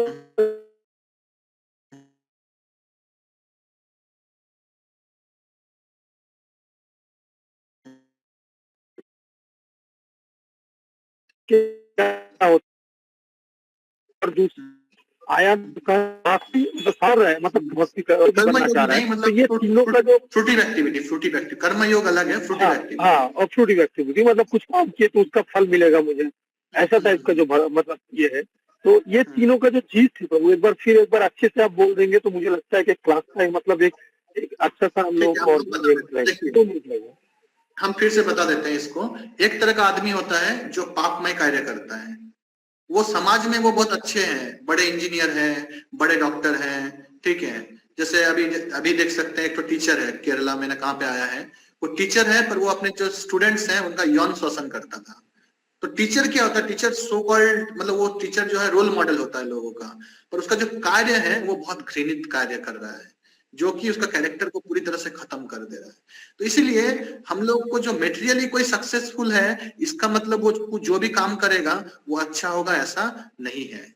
बहुत जन मेटेरियली बहुत क्वालिफाइड होता है, बड़े बड़े एक्टर एक्ट्रेसेस, पर वो बहुत घृणित काम करते हैं बहुत समय, तो उसको अगर कोई फॉलो करेगा तो वैसा कार्य से वो नरक की प्राप्ति करेगा। अभी फिर कौन सा कार्य करना चाहिए? कार्य करना चाहिए हमको जो शास्त्र में अनुमोदित जो कार्य है। अब शास्त्र में अनुमोदित बहुत सारा कार्य है, शास्त्र में ये भी बता रहा है कि दान भी करना चाहिए, तपस्या भी करना चाहिए, ठीक है। अलग अलग जो हमारा जो शरीर का जो धर्म है, पिता माता के प्रति जो धर्म है उसको भी पालन करना चाहिए, देश के प्रति जो धर्म है वो भी पालन करना चाहिए। पर ये सब पालन करने से समस्या क्या है? ये सब पालन करने से हम लोग को इंद्र तृप्ति मिलता है, हम लोग हो सकते हैं स्वर्ग में जाएंगे, स्वर्ग में भोग करने के बाद इसी जगत में फिर से हम लोगों को कुछ अमीर घर में जन्म होगा, या कोई बड़ा ब्राह्मण बनेंगे, या बड़ा कोई इंडस्ट्री का मालिक बनेंगे। तो इससे क्या होगा, हमको हमारा जो कंफर्ट है वो रहेगा, पर इसमें प्रॉब्लम क्या है कि हमको हर जन्म में जन्म, मृत्यु, बुढ़ापा और रोग, ये 4 चीज हमेशा भोगना पड़ेगा। आप सोचिए नेक्स्ट जन्म में आप अंबानी के घर में जन्म होने वाला है कोई का, तो अंबानी के घर में जन्म होने से क्या होगा, पर उसको 9 महीना गर्भ के अंदर तो रहना पड़ेगा, और वो 9 महीना एक बच्चे को बहुत कष्ट के माध्यम से समय बिताना पड़ता है। ये जो गर्भ के अंदर मातृ गर्भ जो है, वहां पे बहुत तरह से पीड़ा होता है उसको। उसके बाद क्या है, वो हालांकि अमीर घर में जन्म लेगा, पर उसको तो डिजीज तो होगा शरीर में, अलग अलग रोग। बट अमीर आदमी है तो उसको क्या कैंसर नहीं होगा? कैंसर भी हो सकता है, ट्यूमर भी हो सकता है, किडनी फेल भी हो सकता है, और उसका बुढ़ापा भी होगा और मृत्यु भी होगा। तो इससे क्या होगा, वो भौतिक जगत में हमेशा फंसा रहेगा और जन्म मृत्यु जड़ा व्याधि के चक्र में हमेशा घूमता रहेगा। तो वो अच्छा कार्य, शास्त्र अनुमोदित कार्य कर रहा है, पर वो कार्य से वो इस जगत से बाहर निकल कभी नहीं पाएगा। इसी जगत में पड़ा हुआ रहेगा। पुनरपि जननम पुनरपि मरणम पुनरपि जननी जठरे शयनम ऐ संसारे यह दुस्तारे कृपया पारे पाहि मुरारे। तो क्योंकि वो भगवान कृष्ण का भक्ति नहीं किया है तो इस जगत से वो कभी भी उद्धार प्राप्त नहीं हो सकता है। दूसरा श्रेणी का लोग होता है जो ध्यान योगी ज्ञान योगी उन लोग होता है। उन लोग क्या करता है, उन लोग इस भौतिक जगत में फंसा रहना नहीं चाहता है। उन लोग ऐसा कार्य करता है जिससे वो इस भौतिक जगत से बाहर निकल जाए, क्योंकि उनको पता है भौतिक जगत में रहेंगे तो जन्म मृत्यु ये सब हमेशा लगा रहेगा। इसलिए उन लोग क्या करते हैं, उन लोग इस भौतिक जगत से बाहर निकलने का कोशिश करते हैं, पर वो कृष्ण का भक्ति नहीं करते हैं। कृष्ण का जो पर्सनल फॉर्म है, कृष्ण जो 2 हाथ से बांसुरी बजा रहे हैं, सुंदर मोर मुकुट धारण किए हुए हैं, सुंदर अलकावली है, सुंदर हंस रहे हैं कृष्ण, उनके आंख कमल की तरह है, ये रस जो है वो रस वो नहीं प्राप्त कर सकते हैं। तो वो क्या करते हैं, वो जो ब्रह्म ज्योति है, कृष्ण का शरीर का जो रोशनी है उसमें जाके फंस जाते हैं। पर वो चाहते हैं आनंद प्राप्त करने का, पर उनको आनंद नहीं मिलता है तो वो फिर से इधर पड़ जाते हैं, पतंती अधा, वो फिर से पतन हो जाता है उनका। पर जो कृष्ण भक्त है वो अगर कृष्ण भक्ति करते हैं और उनका अगर पतन भी होता है तो क्या होता है, वो जितना कृष्ण भक्ति इस जन्म में किए हैं वो कृष्ण भक्ति कभी भी उसका लॉस नहीं होता है। अगर वो 50% किए हैं तो नेक्स्ट जन्म में अगर उनका सुअर का जन्म भी होता है, कुत्ते का जन्म भी होता है, फिर भी वो जो भक्ति है उसका खत्म नहीं होता है। जैसे राधेश्याम प्रभु लास्ट दिन एक एग्जांपल दे रहे थे, राधेश्याम प्रभु बोल रहे थे कि हम लोग पुणे में हर दिन सुबह 7:30 से 8 बजे हरिनाम संकीर्तन के लिए जाते हैं रास्ते में।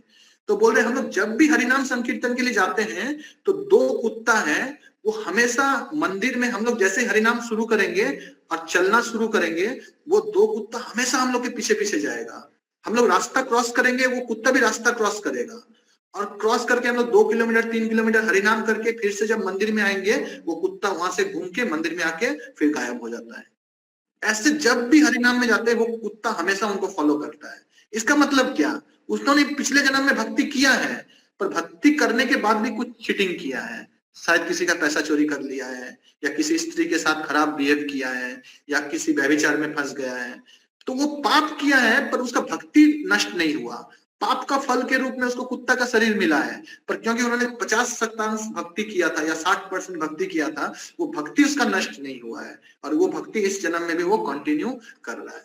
इसलिए कृष्ण बोल रहे हैं कि तुम ऐसा कार्य करो भक्ति का कार्य, तो उससे क्या होगा, तुम्हारा कुछ भी नुकसान नहीं है। तुम्हारा अगर इस जन्म में पूरा नहीं भी होता है तो नेक्स्ट जन्म में तुम्हारा ऐसा ही जन्म होगा जिससे तुम उस भक्ति को कंटिन्यू कर सकोगे। आइदर तुम्हारा अच्छा शुद्ध भक्त के घर में जन्म होगा या कोई मुनि ऋषि के घर में जन्म होगा। और निम्न योनि में कब जन्म होता है, जब कोई भक्ति में आने के बाद बहुत पाप करता है। बहुत जन है कि भक्ति में आने के बाद भक्ति छोड़ दिया है पर पाप नहीं किया है, भक्ति छोड़ के चला गया है और अपना फिर से वो सकाम काम में लग गया है, दान करना, तपस्या करना, देवताओं का पूजा करना। तो इससे क्या होता है, वो नेक्स्ट जन्म में भी वो अच्छा घर में जन्म होगा और भक्ति कंटिन्यू करेगा। और कोई है भक्ति छोड़ा है पर क्या किया है, कोई वेश्यागमन किया है, कोई का पैसा चोरी कर लिया है या कोई का मर्डर कर दिया है, तो इससे क्या होगा, उसको कुत्ते का जन्म, सुअर का जन्म, लिजार्ड छिपकली का जन्म, ये सब मिलेगा, पर उसका भक्ति उसमें भी नष्ट नहीं होगा, उसका भक्ति वो कंटिन्यू कर सकता है। क्लियर हुआ प्रभु? हरे कृष्ण प्रभु जी। हरे कृष्ण। एक ये जो प्रभु प्रश्न पूछे थे, प्रश्न का उत्तर क्लियर हुआ? प्रभु जी हमको आपसे एक बात पूछनी है। इस क्लास से अगर कुछ प्रश्न है तो पहले वो पूछिए। किसी को अगर इस नहीं। क्लास से कुछ प्रश्न है तो पूछ लीजिए पहले। नहीं प्रभु जी, क्लास से प्रश्न आप बहुत अच्छा भक्ति समझाए हैं, इसके लिए बहुत बहुत धन्यवाद। क्लास से क्या प्रश्न है पूछिए। हरे कृष्ण माता जी, बोलिए क्या प्रश्न है? हरे कृष्ण माता जी। उनका कुछ क्वेश्चन नहीं है प्रभु, वो जस्ट आपको धन्यवाद आभार व्यक्त करना चाहते हैं। ओके, और कोई का प्रश्न है? प्रभु जी हमको वो बात पूछना था जो आप बोले थे, जो फार्म आएगा, वो फार्म किस चीज का हमको समझ में नहीं आया प्रभु। कौन सा? क्या समझे नहीं, क्या फॉर्म में क्या बोल रहे?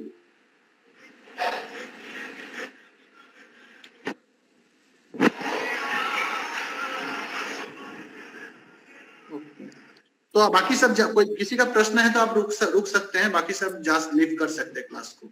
ऑफिशियली क्लास खत्म हो गया है। हम सबको धन्यवाद देते हैं पेशेंटली क्लास सुनने के लिए, बहुत बहुत धन्यवाद। तो अभी और किसका प्रश्न है? हाँ बोलिए, क्या प्रश्न है? हरे कृष्णा।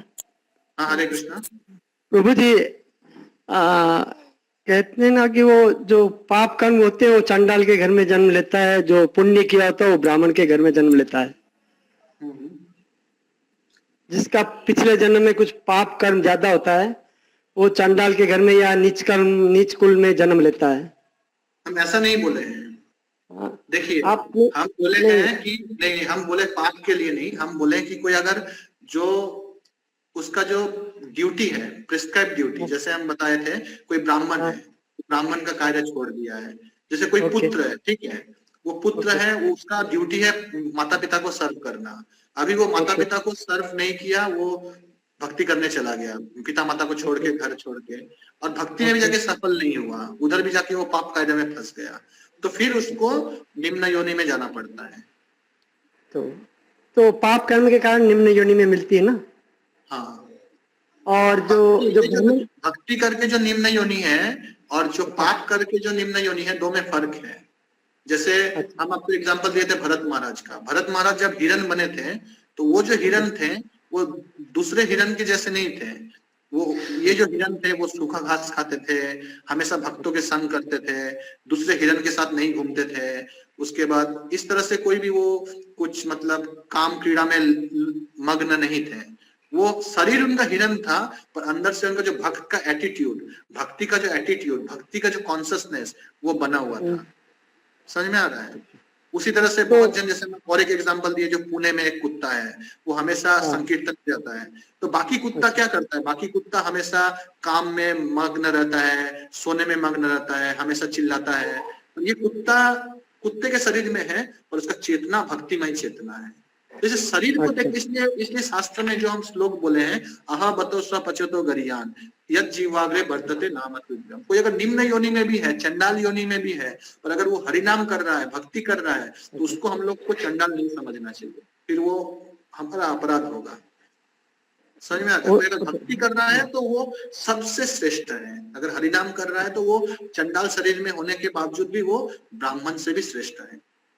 अच्छा, नहीं, मेरा प्रश्न है प्रभु जी कि अगर कोई अच्छे कर्म किया तो ब्राह्मण उच्च कुल में पैदा होता है ना।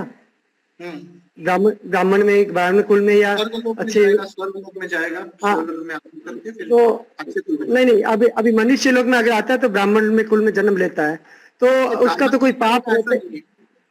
हाँ जी, ठीक है, आप प्रश्न बोलिए। हाँ, तो अगर वो ब्राह्मण कुल में जन्म लेता है तो उसका तो कोई पाप कर्म रहता नहीं है, मतलब इसका मतलब तो फिर भी वो कष्ट भोग रहा है, मतलब कि उसके वर्तमान के होते हैं क्या पाप, इस जन्म के पाप होते हैं? देखिए, हमारा जो संचित कर्म है, हम जितने जन्म में जितना पाप किए हैं वो संचित कर्म के हिसाब से रहता है, ठीक है। अभी आप जितना भी जन्म लेंगे उस संचित कर्म से एक पार्ट ऑफ कर्म आपको प्रारब्ध कर्म के रूप से मिलता है। समझ रहे हैं?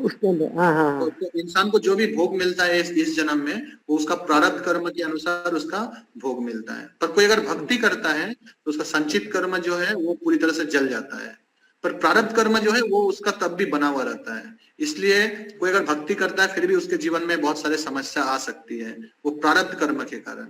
पर कोई अगर शुद्ध भक्ति करता है तो उसका प्रारब्ध कर्म भी नष्ट हो जाता है।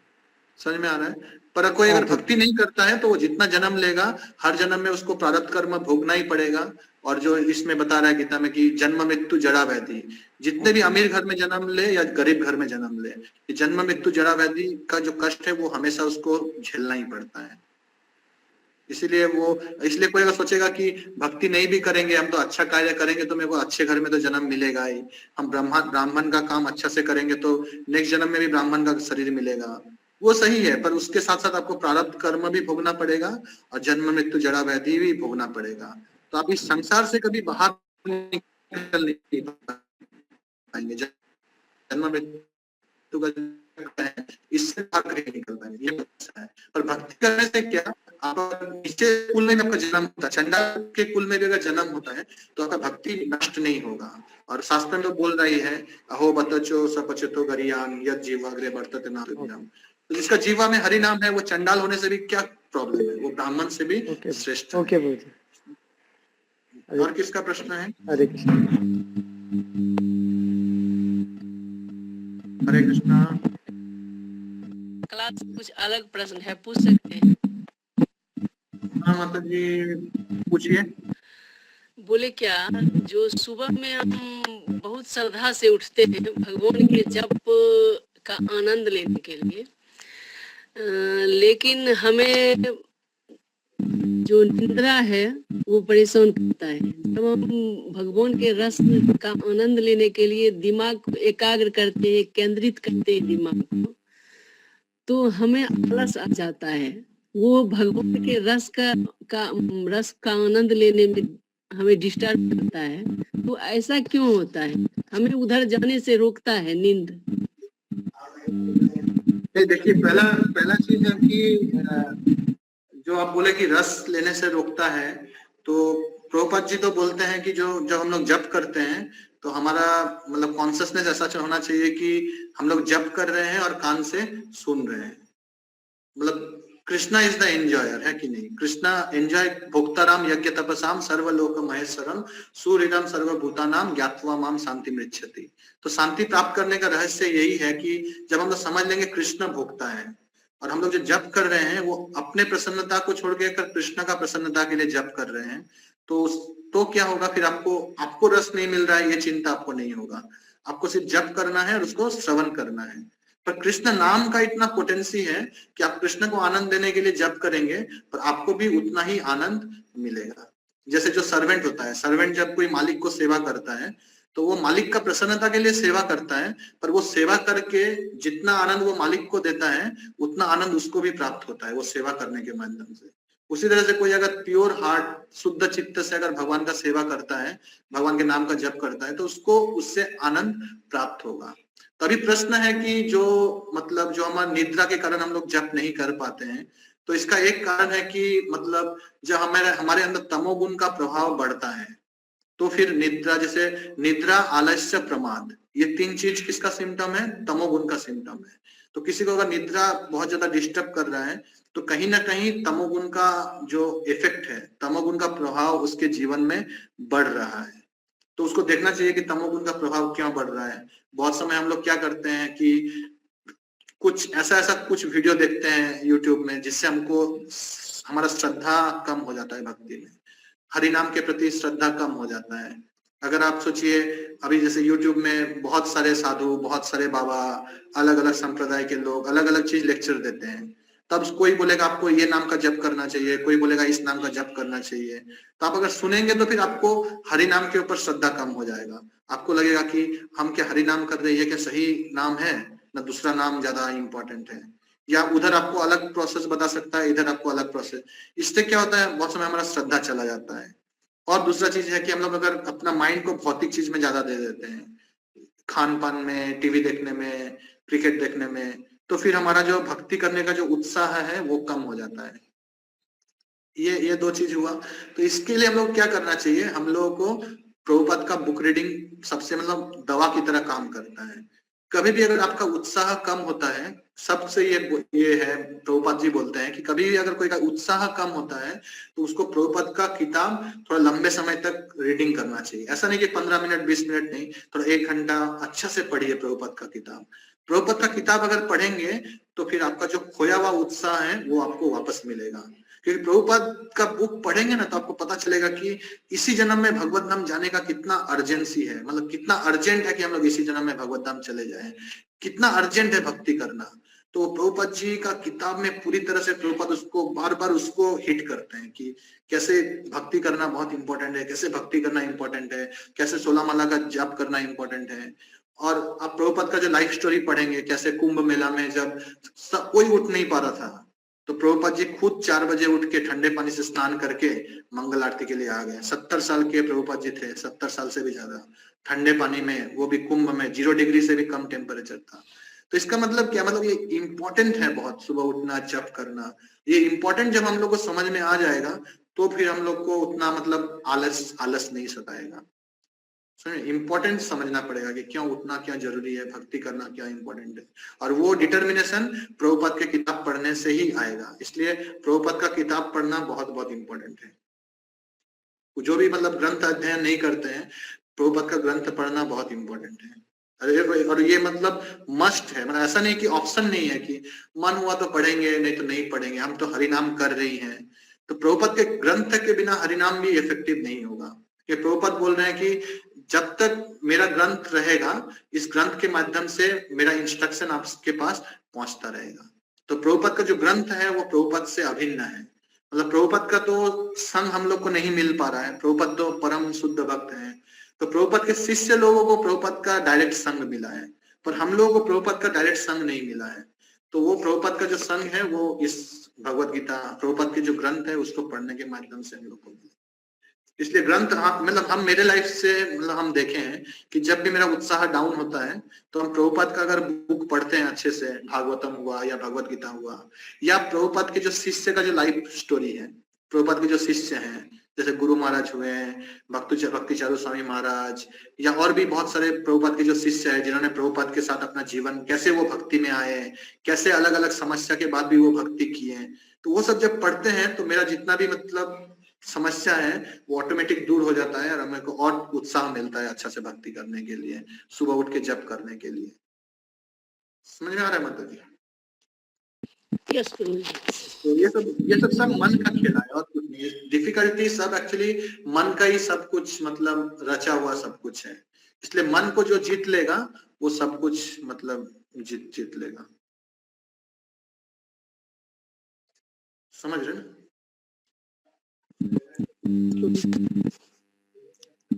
प्रभु, हाँ, हरे कृष्ण। हरे कृष्ण प्रभु। प्रभु एक Yes. मेरा छोटा सा क्वेश्चन है। हाँ, जब द्वापर युग में जब कृष्ण ने कुंती हाँ। महारानी को पूछा था हाँ, तो कुंती चलोगे मेरे साथ धाम में, तो कुंती बोली नहीं प्रभु मैं यहीं रहूंगी आपकी, क्योंकि मैं आपके साथ आऊंगी तो मेरी जो श्रद्धा भक्ति है वो कम हो जाएगी, आपका याद मुझे ये कर देगा, तो मैं यहाँ रख के करूंगी सो दैट मेरा ध्यान हमेशा आपके साथ रहेगा। तो वो कैसे लागू होता है, मीन वो लागू क्यों नहीं हो रहा है इधर?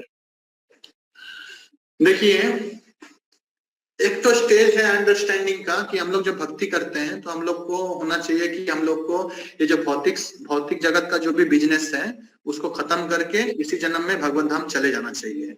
पर वो जो हायर प्रिंसिपल है, हायर प्रिंसिपल में क्या है, जैसे प्रभुपाद जी के शुद्ध भक्त है, जैसे गुरु महाराज है, ठीक है।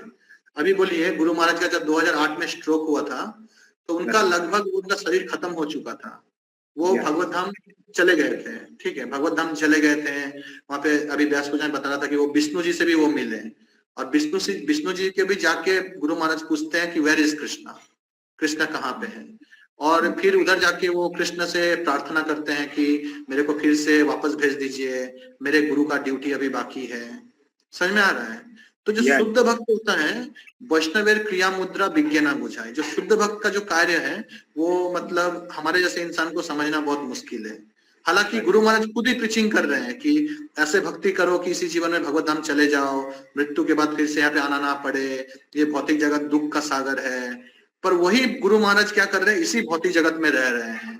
हालांकि उनका अपॉर्चुनिटी है, वो बोल रहे हैं कि मेरे गॉड ब्रदर्स मेरे को बुला रहे हैं भगवत धाम में, मेरे गॉड ब्रदर्स मेरे को भगवत धाम में बुला रहे हैं, फिर भी वो जाना नहीं चाह रहे हैं, क्योंकि उनके लिए इम्पोर्टेंट भगवत धाम में खुद का अच्छा रहना इम्पोर्टेंट नहीं है, गुरु का सेवा, कृष्ण का सेवा वो ज्यादा इम्पोर्टेंट है। इसलिए शास्त्र ने बोला गया है कि जो भक्ति अच्छा से करता है उनके लिए स्वर्ग नरक सब कुछ समान है। जहाँ पे कृष्ण का कथा होता है, कृष्ण का भक्तों का संग रहता है, उनके लिए भगवत धाम, स्वर्ग, नरक सब कुछ उनके लिए अपितुल्य दर्शनम, सब कुछ वो एक ही लेवल में देखते हैं, समान।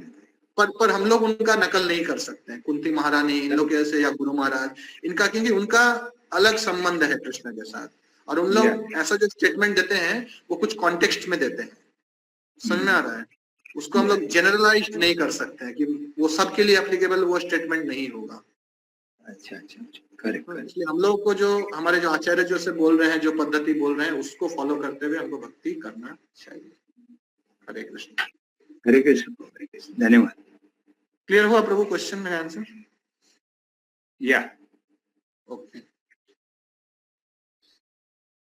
और कुछ प्रश्न? ठीक है, तो सामू प्रभु यस प्रभु। तो हम लोग यहाँ पे रख सकते हैं, अभी छोड़ सकते हैं क्लास का। Yes Prabhu, thank you Prabhu for your very empowering class and the question session. तो भक्त लोग तो लगभग चले गए हैं, तो ठीक है, जो भी भक्त लोग हैं तो हम एक बार फिर से नित्य प्रभु आभार व्यक्त करते हैं इतने एम्पावरिंग क्लास देने के लिए बाय चैंटिंग 3 times हरि बोल। हरि बोल, हरि बोल, हरि बोल, हरि बोल, हरि बोल। प्रभु जय।